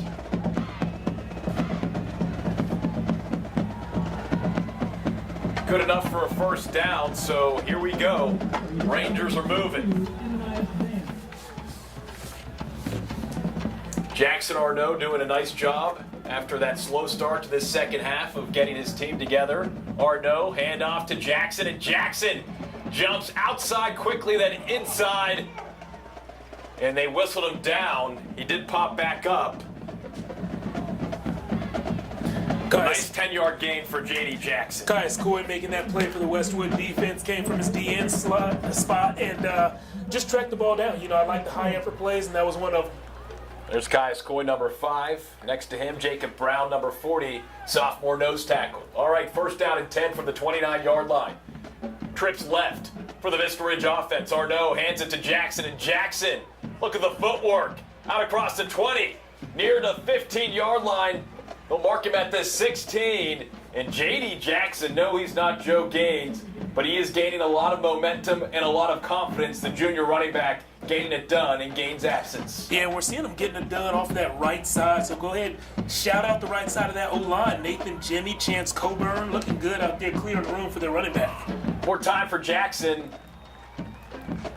Gets stopped quickly, though, by number 26, Henry Kubelka. Kubelka was actually down and had to hobble off the field in the first half. Good to see him back out there. Still kind of hobbling around, though, but he's battling. Second down and 9. for the Rangers. Free play. Free play. Westwood was offside. And what a catch! Did he come down with it? He did! In the end zone for the touchdown! Tian Murray, the senior. Wow! So Joe Gaines, the young man who is injured, is their top playmaker. Tian Murray, definitely number 2. We just saw him go up and get the ball, and right when it was snapped, when we saw that Westwood was offside, you and I both, Tyler, said free play. For those who don't know, on a free play, you attack the defense and you go deep, because if the worst case scenario happens, if they pick it off and take it back for 6, that play isn't going to count because Westwood was offside. DePerine, extra point up and no good. Missed it left. So that's been a problem for Vista Ridge tonight. But wow, Jackson Arnaud, pretty ball. Tian Murray, pretty catch. And it's now a 26-14 lead.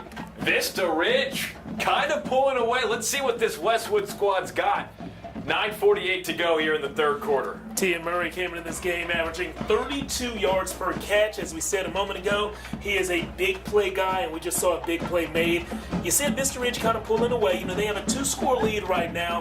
What I want to see from Westwood, though, is for them to not press. They don't need to abandon their plan and go to just some air raid attack where they're just leaning on Norrell and his arm. Still lean on Damani Stewart. That running back is the best player on the team for a reason, so don't forget to establish the run. That is the central focus of this offense. Let this one drive be a meaningful one and get it done on the ground. 26-14 the score. 9:48 still to play in the third quarter. Rangers have won 4 straight against the Warriors. Last win for the Warriors against the Rangers all the way back in 2018. DePerine into the end zone, touchback. Warriors will take over and try to inch back from their own 25-yard line. I can't get over that catch, Jeff. Tian coming down and going up. And then going up and coming down. And going up and coming down. So we ended the first half with an amazing catch by a Westwood player and started the second half with an amazing catch in the end zone from a Vista Ridge player. So we're just seeing the wideouts make big plays today. Very, very fun to watch. 1st and 10 for Owen Norrell. And this Westwood offense hands it to Stewart, and Stewart slices his way near the 30-yard line for about a 4-yard gain. One thing's for certain, we're going to see a lot of Stewart here in the second half, and if Westwood's smart, they figure out ways to utilize him to still keep this Vista Ridge defense on their toes, despite knowing who the best player on the field is. Yeah, get on the ball in different situations. Right, left, inside, outside, on the ground, through the air. He can do it all. He'll show it all. 2nd and 6, 29-yard line. Norrell back to Stewart, and Stewart gets his legs taken out from under him. Tavon McAdams has been terrific defensively tonight for Vista Ridge. Defensive star, special teams star. He's making plays when they're needed. The senior came in with 19 total tackles and interception. Head coach Chad Scott comparing him to either the John Lynch or the Rondé Barber of that Super Bowl winning Tampa Bay Bucks team back in the early 2000s. Trips left for Westwood. Norrell, the lefty, slings it. Lane Wood, his favorite target tonight, slides and makes the grab for the first down. Yeah, just enough to move the chains. I like it. And this is what we saw kind of in the middle part of that first quarter. One of those drives that wasn't full of explosive plays, but they were giving you just enough, usually taking all 3 downs to get a first down, but getting the first downs and moving the ball down the field. So to continue with that Buccaneers defense, Caden Dees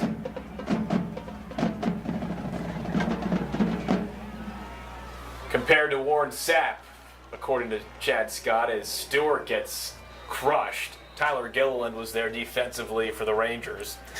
And then Derek Brooks, who was on the Bucks, that Bucks Super Bowl winning team. Is. Who is it? That's got to be Grant Anderson, That is right? Grant Anderson. Yeah. Yeah, we saw Gilliland kind of get a little running start and get to deliver a clean shot. Usually those nose guards, those interior defensive guys on the line don't get a chance to do that. So he took advantage of it there and laid a pretty good hit. So it'll be second down and 10 from the 36. Westwood still trying to get something going here on their first drive of this second half. Remember, they went for, nearly gets picked off again. Yeah, that's our guy who we can't stop talking about. That is Tavon McAdams. Always finds himself around the ball.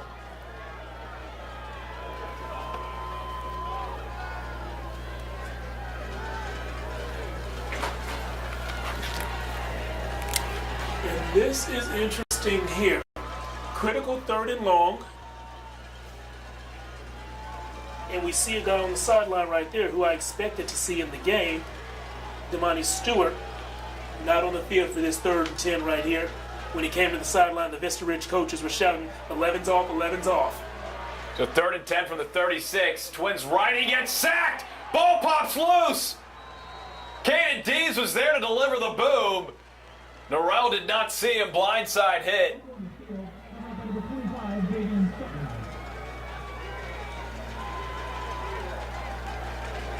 I'll tell you what, Owen Norrell was heated after that play. And I get it. He saw that blindside, not really blindside hit, but yeah, he saw that blindside hit that happened and didn't love it, but that's just football right there. Xavion Sutton, nothing illegal. Xavion Sutton, who was in for Damani Stewart there, able to recover that fumble for Westwood, but now they're punting. Norrell is also the punter for this Westwood team. Snap is good, boot is good. It takes a bounce around the 45, trickles to the 41, and then out of bounds in Vista Ridge territory.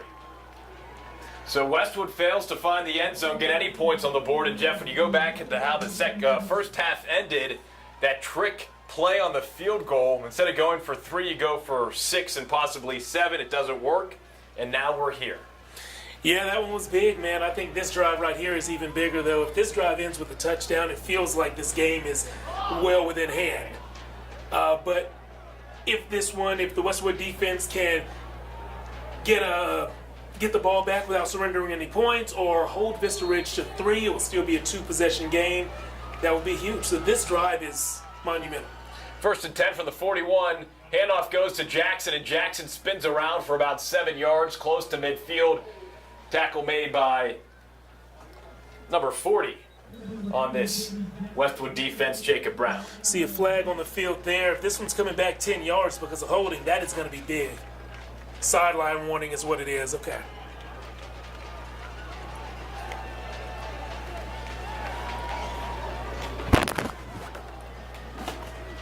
So 1st and 10 from the 41. 6:16 to go here in the 3rd quarter. Rangers leading the Warriors 26-14. Arnaud, handoff to Jackson. Jackson gets met immediately at the line of scrimmage by Josh Hansen. We've said his name a number of times tonight. He's been pretty good defensively for the Warriors. Any relation to the Umbach guys? Not to my knowledge. Okay, we should ask him about that after the game. Yeah. Do some investigative reporting. We'll get on it, Jeff. There's no doubt about that. Okay. 3rd and 3 from the 48. Trips left. Handoff goes back to Jackson. Jackson with speed, but gets met. Ball pops loose. No whistle. And Westwood says they have it. Yep. Scott Uffelman has got the football, and the refs are signaling that it is Westwood ball. A huge turnover for the Warriors. I saw a nice Vance in on that tackle as well. And Uffelman, great to jump on the ball. You kind of wish it would have popped up and just landed in his hand. Yeah. As I said, he's 3rd in the state in kick returns. And so when the ball's in his hand, he's a difference maker. We're seeing the replay here. It looked like his knee was down. Yeah. The Vista Ridge coaching staff not too pleased. We don't have a replay machine on this broadcast stream. Maybe we'll work on that. But the knee was down. It appeared so. But That's part of the game at That's this high level. school football, right? Yeah, breaks go your way and breaks go against you. When they go your way, though, you have to be ready to take advantage of it. And so right now, the Westwood offense, well, they need to get in the end zone. So a huge break for Westwood. Damani Stewart dives forward. Again, every time he gets the football, you think he's only going to get 1 or 2 yards, and he ends up with 4 or 5. Yeah, great instincts, great feel for the game, especially for a guy who's so new to the game. I think his ceiling is sky high, not just at this level, but also at the next level. I think he's going to be a difference maker at a Power 5 program in college.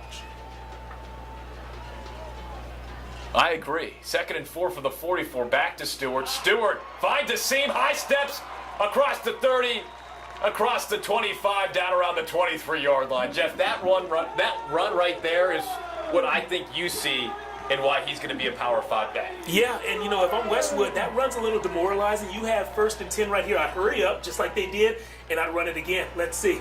Back to Stewart, patient. Again, same play, Jeff, you called it. Let's and he go. gets inside the 10-yard line. I'd keep on rolling it. Keep on rolling it. Oh, you don't want to see him slow to get up.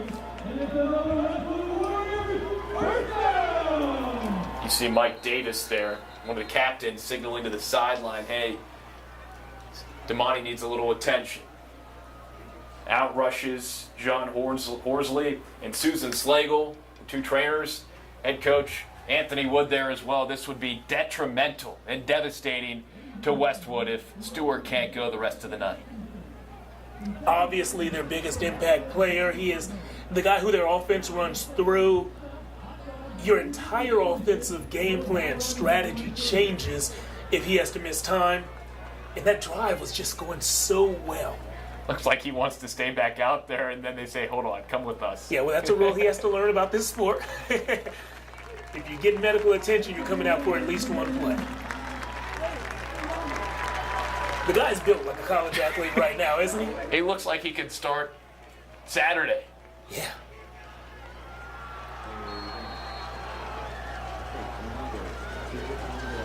All right, well. Here we go.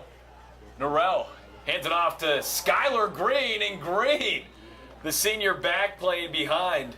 Xavion Sutton. Sutton, the junior back, playing behind Damani Stewart, and here comes Stewart back out onto the field. Great. So it's 2nd and 6, ball on the 6-yard line, 4:14 to go here in the 3rd quarter. Vista Ridge leading Westwood 26-14. That could change here momentarily.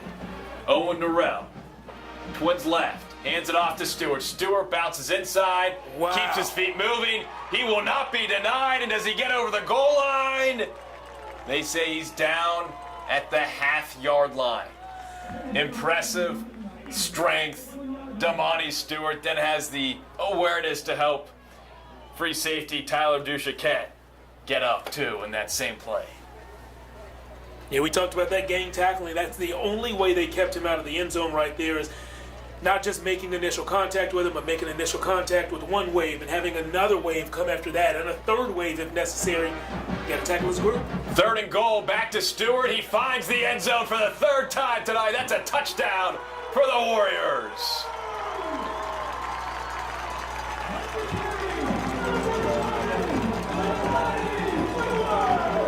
Making 16 touchdowns on the season now for Damani Stewart. He entered with 13. He has 3 tonight, all 3 for the Warriors. And we'll see if they can make this a 5-point game with the extra point. You know, he entered the game as the 2nd leading rusher in all of 6A. He's going to end the night as number 1. We'll see what happens tomorrow, see if he can hold on to that title. Zavala's extra point, up and good. He remains perfect on the season. So with 3:19 left to play in the 3rd quarter, it's Westwood trailing Vista Ridge 26-21.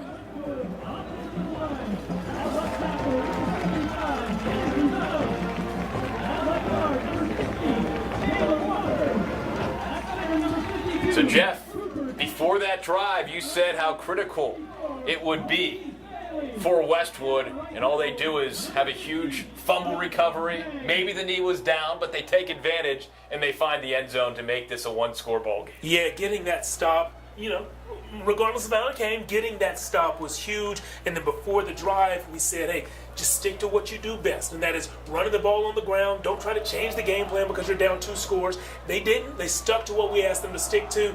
And you know what? This game is a 1-possession game now because of it. They're down 5. You guys can do math. If they get in the end zone, Westwood does, they're back on top in this one. But you know Vista Ridge is not going to make it easy.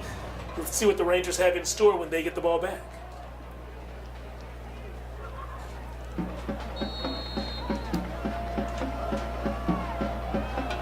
Westwood has scored 21 or more points in all of its games so far this season. The most points Vista Ridge has scored in a game this year, 28. They did it twice in a 28-17 win over Georgetown and 28-7 win over Cedar Ridge. Ball's received around the 5-yard line, taken out to about the 25. Tian Murray making it happen there, as well as his counterpart, Kate Nathman, on that kickoff.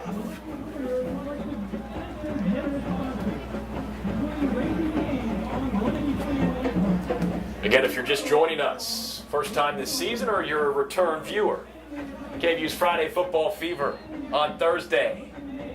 Great to have you with us, Tyler Feldman, Jeff Jones, Corey Mose, Johan Castro back at the station. 2 4-1 teams.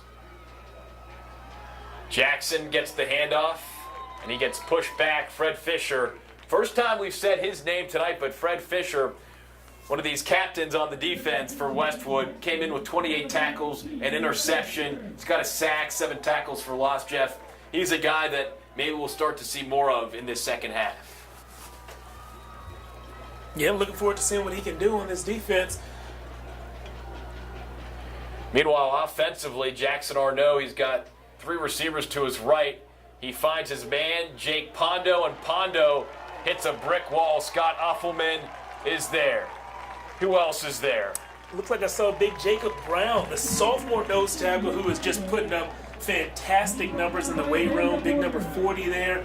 Well, he can bench, he can squat. He's one of the guys who has over a 300-pound bench press. And Coach Wood told us in his 21 years at Westwood, he's only had teams where one player could bench over 300. This year, they have 5 different guys who can bench 300 pounds or more.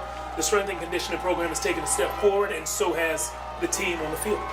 3rd and 10 from the 25. Arnaud takes a snap, rolls left. And Caius Coy applies heavy pressure, forces Arnaud to just throw that ball away. So big stop here for the Warriors. Rangers will be punting. There's Caius Coy, number 5, the junior. This Casey Horney defense, that name sounds familiar.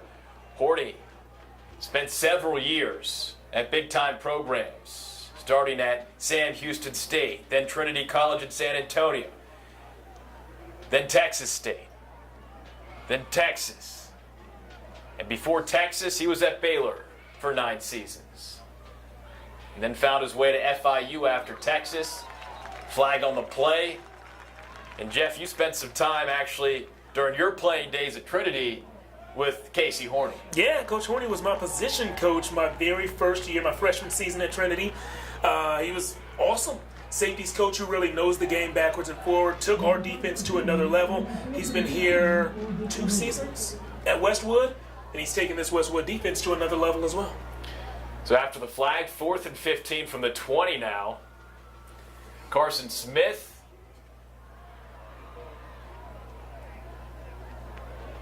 Punt goes all the way down to the 33-yard line. So nice little punt. Yeah, it didn't look nice off the foot. That thing was flat. It was not long, but it hit the ground at an angle that allowed it to roll and roll and roll. And here they are. Rangers forcing Westwood to start at their own 32. Ty Duchette, the punter. And now it's a chance for Westwood to regain the lead possibly. 26-21, $1:36 left in the 3rd quarter. Warriors will get going on their own 32-yard line.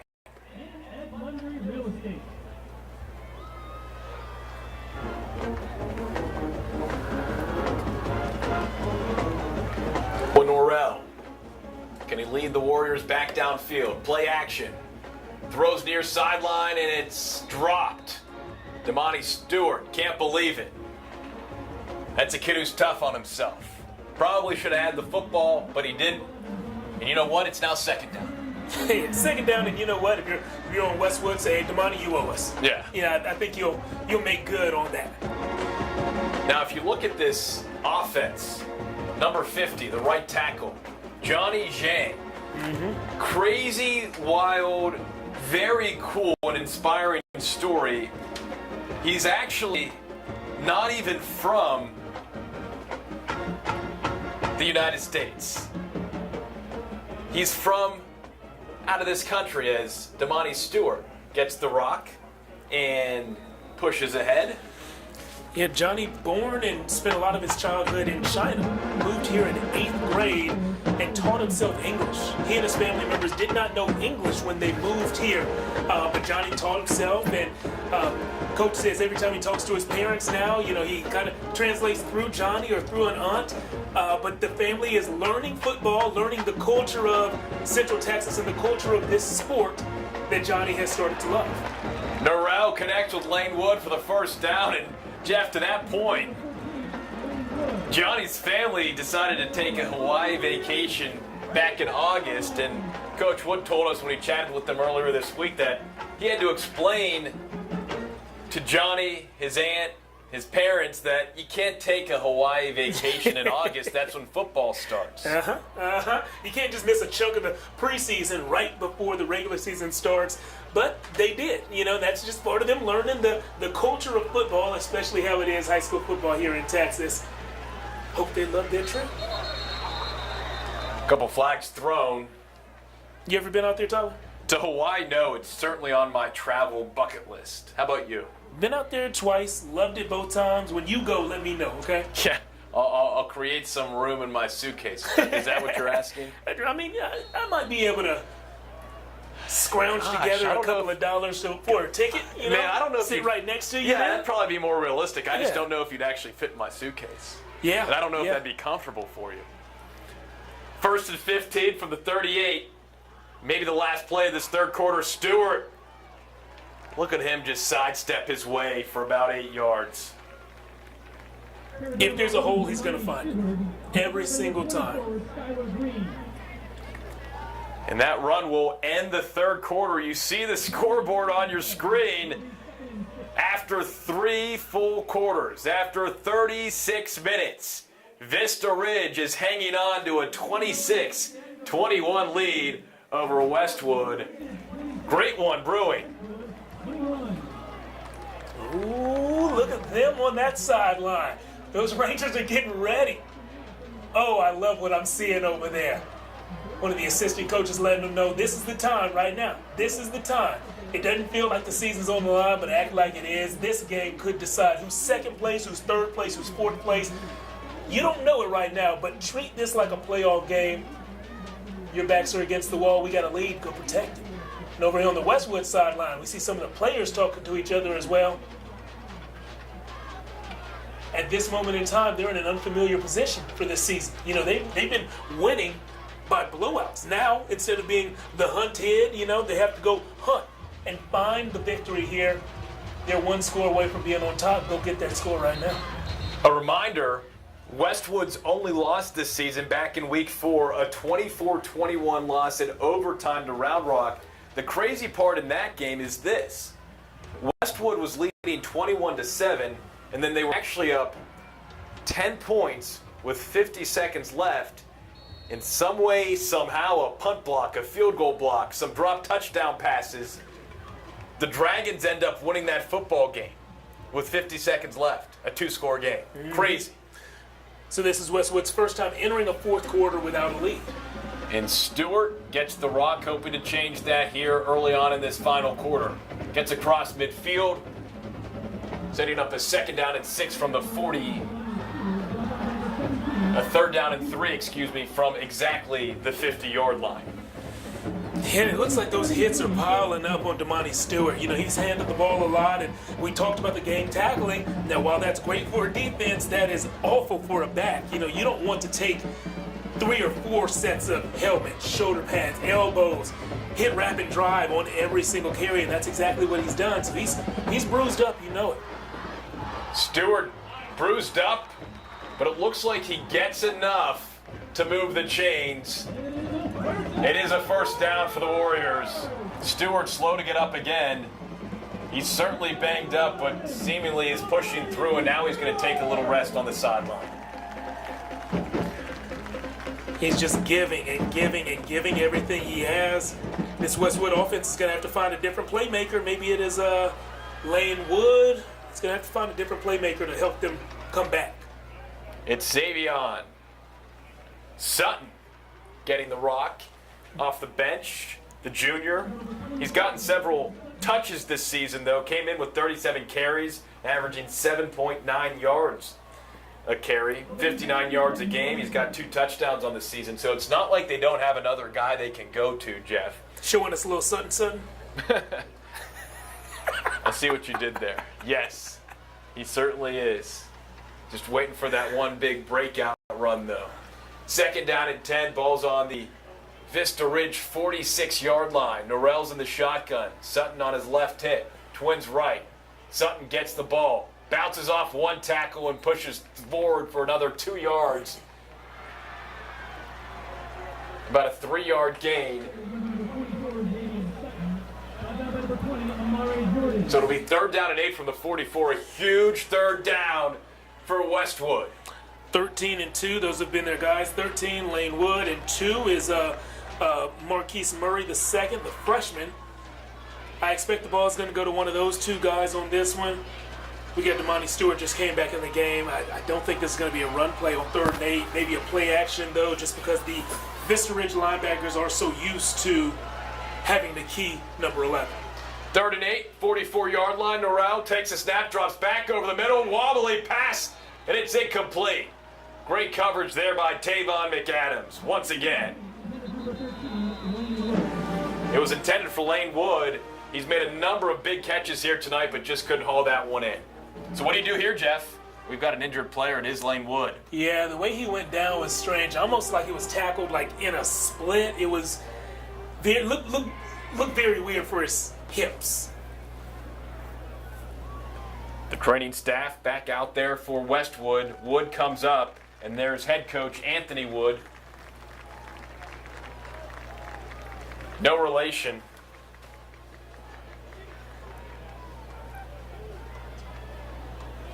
.9:22 left in this ball game between 2 4-1, 25 6A squads. Westwood looking for its first win against Vista Ridge since 2018.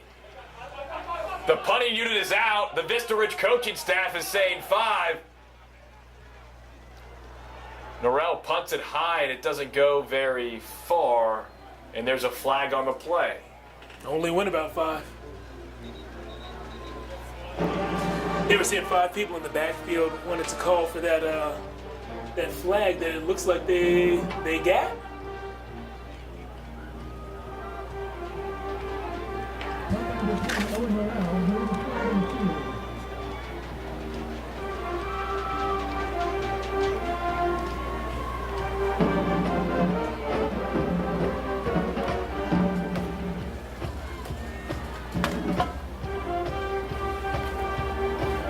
Referee picks up the flag, Chad Scott, and here we go. Oh, here we go.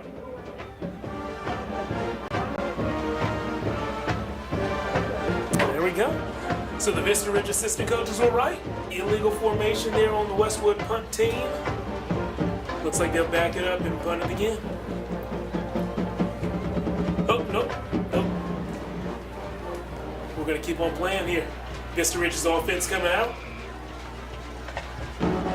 What I think the Rangers are thinking right now is how much time can we get off this clock? Sure, they want to score points at the end of this drive, but they also want to milk the clock. They know that the time will be a factor, so I expect a couple of runs to start this drive. Jackson Arnaud wrong. Fakes the handoff. Has to roll out now. Heavy pressure applied there defensively by Henry Kubelka and Blaine Mitchell.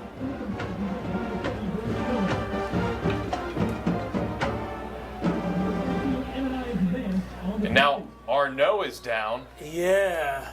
Boy, oh boy. You don't like to see that when he gets to his feet and then goes back down. So this looks like the second shoulder injury that we see in this game. First one for Vista Ridge. Arnaud is a right-handed quarterback, so if that is his right shoulder that is injured like it looks like it is, that cannot be good for a right-handed quarterback. The backup on our roster is Tommy Figueroa. He's a senior, so in theory he has familiarity with the playbook. He's been in the system for a while, may or may not have had meaningful varsity snaps. But as we mentioned before this drive started, time can be on their side if they make it on their side. And so I wouldn't be surprised if Tommy Figueroa, the senior quarterback, comes in here to hand the ball off a few times. Jeff, it's kind of been a rough night health-wise for this Vista Ridge offense. First, you lose Joson Gaines, your star senior running back. Yep. We haven't seen him since the first half. He tried to come back, but then we haven't seen him since. And then now, Jackson Arnaud.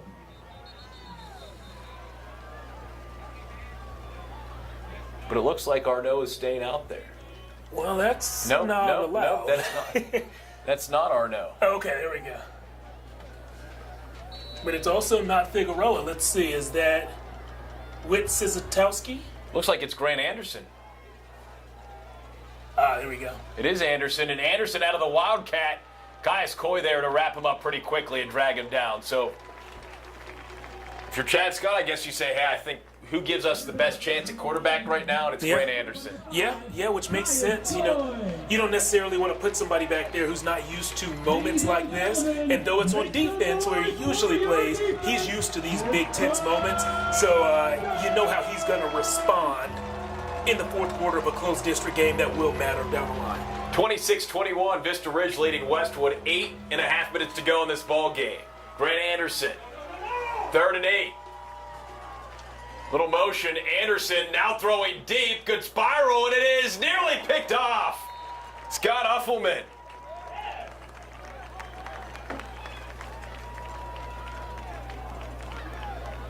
Incomplete.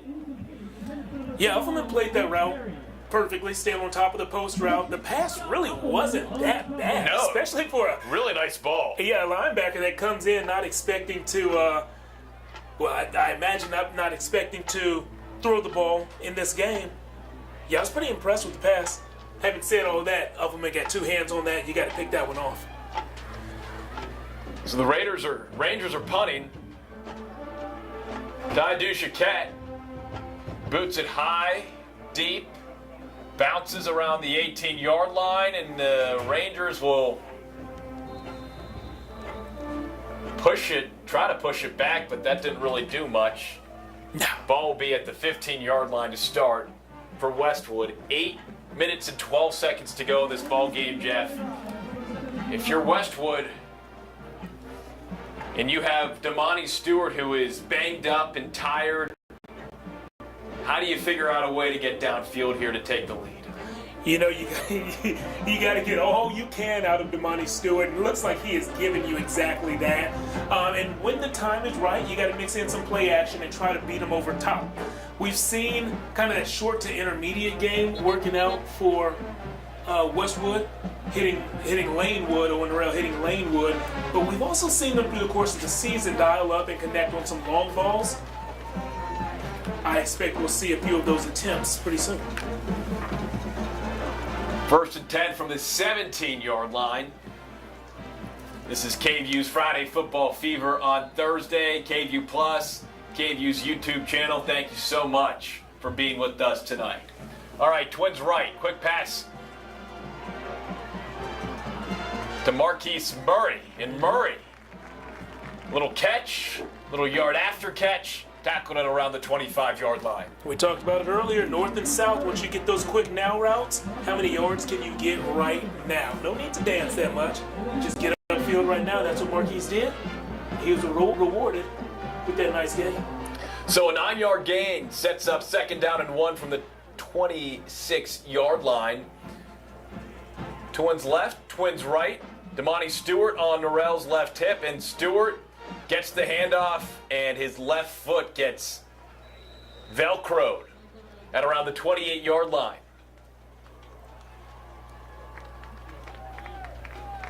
Tyler Gilliland in there for the stop. But it's enough for the 1st down. So the drive continues. It'll be 1st and 10 from the 27. You see the time ticking down. Almost 7 minutes left in this ball game. Rangers still holding on to a 5-point lead. Here's Norrell. Same formation. Twins left, Twins right. Mike Davis in motion. Stewart gets the handoff, follows Davis, but only gets a yard or 2.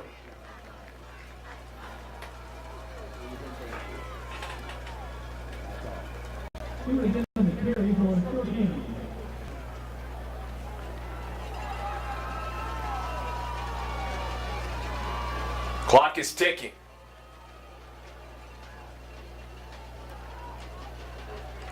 Trips right.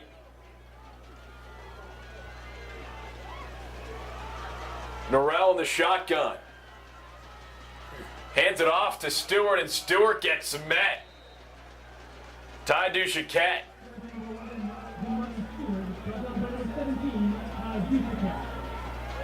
And Tavon McAdams there for the stop. Stewart has seemingly slowed down a little bit, Jeff. I don't think he has that same burst right now, but he's going to need to find it, or someone else offensively will need to find it for Westwood if they want any chance of taking the lead in this ball game. Yeah, I think you got to mix in somebody else. And I was shocked to see back-to-back Stewart runs to open that set of downs there. Obviously, 3rd and long, you have to mix it up a little bit here, but we got to see somebody else step up for Westwood. All right, Twins right. Here's Norrell. Play action, able to escape the pocket, but he slips. He slips at the 30. He had a little space to run, but he just lost his footing. Yeah, I don't think he was going to get a 1st down there, but you're right. He just lost his footing and slipped. The punt team's coming out right now. This will be the last time Westwood punts if they get this ball back in the game. And remember, I did say if, because Vista Ridge is going to get the ball back with about 5:40 left, or 4:40 left. If Westwood gets the ball back, they won't punt again. Westwood with all 3 of its timeouts still remaining. Vista Ridge with just 2. Remember, to start this second half, they had to use one on their first offensive drive of the 3rd quarter. Punt gets off, but takes an unfavorable bounce. Mike Davis is there to stop it. They'll mark it at the 35-yard line, and that is where the Rangers will take over. Will try to run this clock out or try to extend their lead. Push this one away. Interested to see what quarterback comes out here. Is this going to be a Grant Anderson drive, or is Jackson Arnaud? Looks like Arnaud is back out there.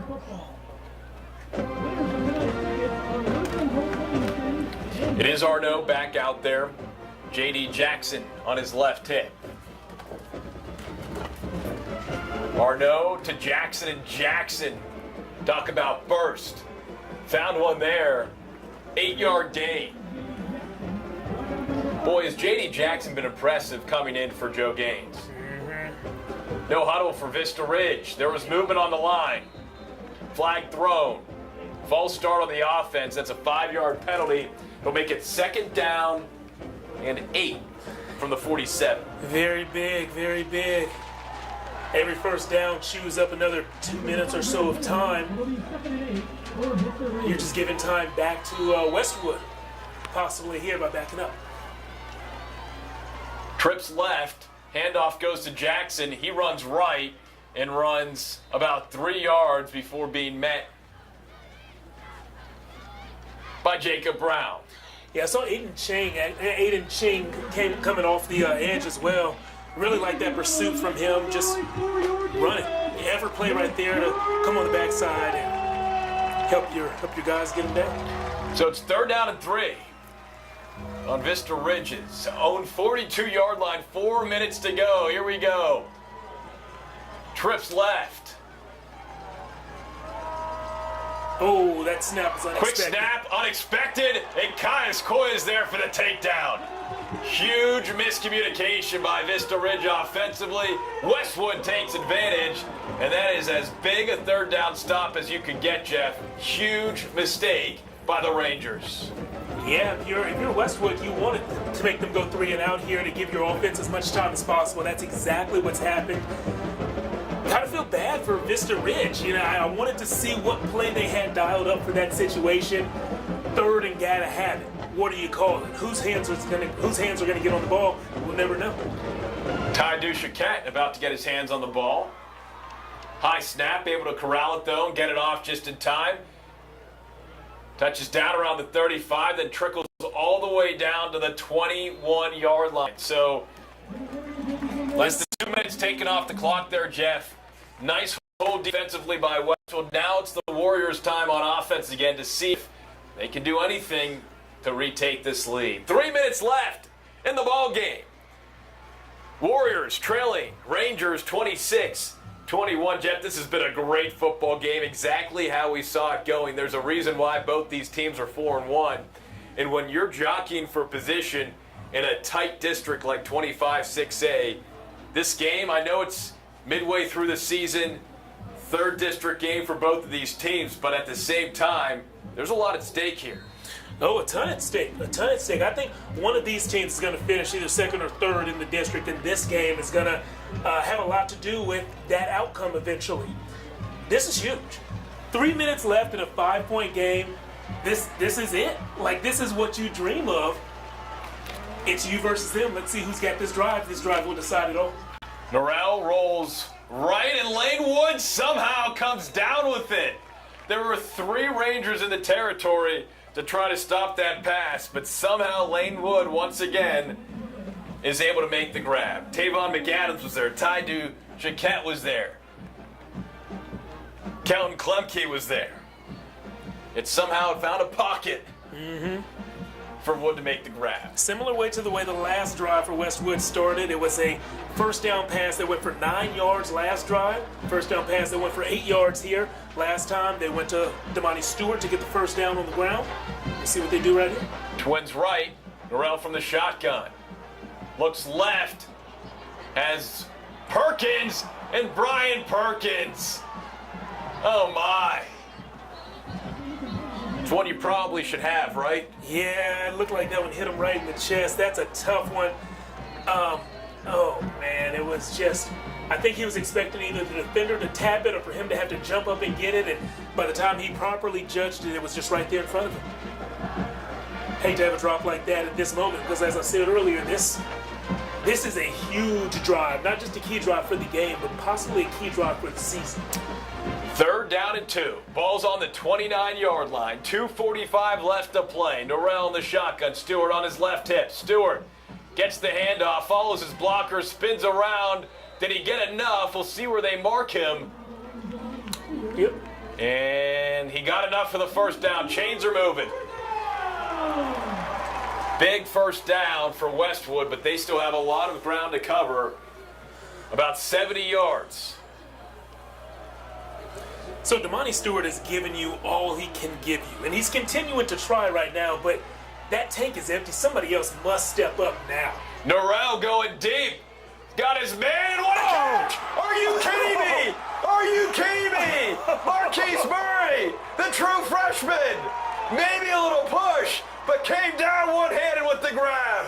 14 years old, just did his best Odell Beckham Jr. impression. Coach Wood is on the field. Coach, you got to get off the field, get on the sideline, keep calling this game. That catch was incredible. Catch of the year, easily so far. The KVUE sign just fell off the wall. It was cheering so hard in here. 2:10 left on the clock, and it keeps ticking. 1st and 10 from the 35. Norrell, heavy pressure, escapes the pressure, tucks it, runs it out of bounds at around the 33-yard line. Oh, man. Skylar Green rushed the passer, had a chance, But credit Owen Norrell, good awareness to get out of the pocket, escape, and get out of bounds with a few yards. Yeah, and Tyler, we talk about it almost every week. When you're rushing off the edge, you have to rush that upfield shoulder, so the one closest to the sideline. That's the shoulder you rush, because if you miss there, you're forcing them inside to your friends, who hopefully also have bad intentions just like you do. If you miss on the inside, you release them to the sideline, and fewer of your friends are out there. Norrell, hand off to Stewart, and Stewart will not be denied, but he finally is denied. They say the ball popped loose. Rangers say that is, but they mark him down at the 35-yard line. We know who... This is not what you want to say. Number 11, Damani Stewart. Brought down by number 8, Brent Anderson. Stewart back, getting tended to by the training staff. John Horsley and Susan Slagle doing a lot of work with Damani Stewart tonight. We know who Damani Stewart is as a football player, but as I said earlier, this is not the number 11 who he was earlier in the day, and so you can't ride him like that at this point in time. Somebody else must step up. I feel like Damani Stewart has 2, maybe 3 more full go plays in him. You really have to ask yourself, when are we going to use him? When are those 3 or 4 plays going to be? You can't waste them on just another play.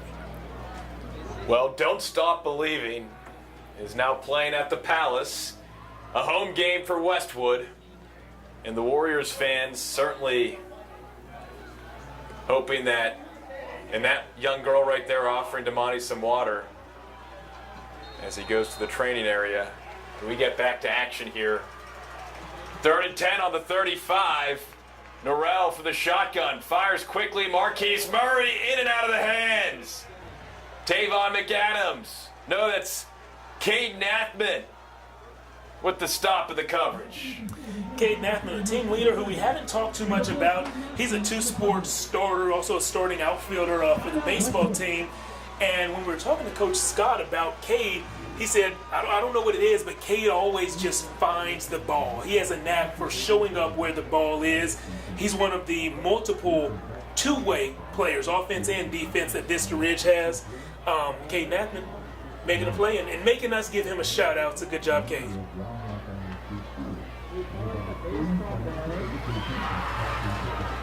All right, 4th down and 10, Jeff. 35, one last chance here. What are you doing? What are you doing if you're Westwood? Remember I said that Damani Stewart might have 3 or 4 more plays where he is close to the Damani Stewart that we know? Dial one up right here. And so if there's a screen pass, if there's, remember the pass that he caught out of the backfield in the first quarter, maybe you dial that up again. But yeah, I think it's putting the ball in your best player's hands and forcing him to be in the open field. So get it to Damani in some sort of pass and see what kind of juice he has left. Does he have 10 yards left in him? And if you're Westwood, you're thinking 1st down right now, right? You're not thinking touchdown. Right, yeah. It's 4th and 10. Let's get the 10 and then reassess, figure out. 4th and 10 from the 35. Buck 31 left. Norrell takes a snap, looks left, fires, and the ball is incomplete. The ball comes up short. Went to Brian Perkins on that one. Yeah, it looked like the ball skipped to him. It hit the turf. It's going over to Vista Ridge. Let's see. Westwood has 2 timeouts left. That's probably the ball game. Mm-hmm.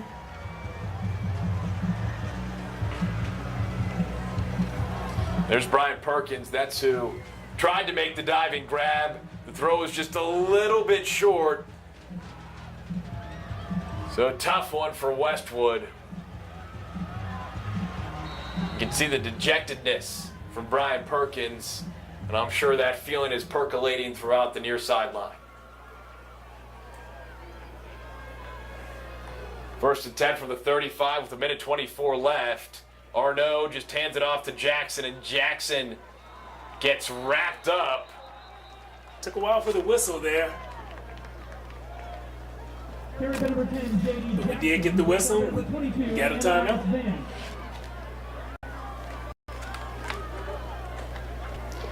Josh Hansen was there along with a few other Warriors for the stop. But Jeff, credit Vista Ridge. Another timeout called by Westwood. They have one more left to use. Minute 16 left, second down and 8.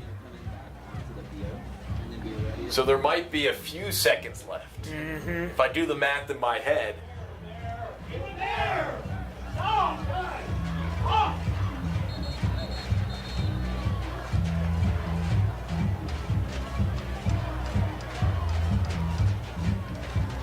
If you're looking at the remaining schedule for Vista Ridge, next week, Stony Point. 2 weeks from now, Manor. 3 weeks from now, Vandegrift, and then they end the season against Round Rock. Second down and 8. Arnaud takes the snap. No, that's Grant Anderson. Grant Anderson finds a lot of room to run, and that's the ball game. Deep into Westwood territory, Grant Anderson sealing this victory for the Rangers. Their 5th straight victory against the Warriors. Westwood will call their last timeout, but it really won't mean anything because it's a first down, and all Vista Ridge will have to do is take a knee.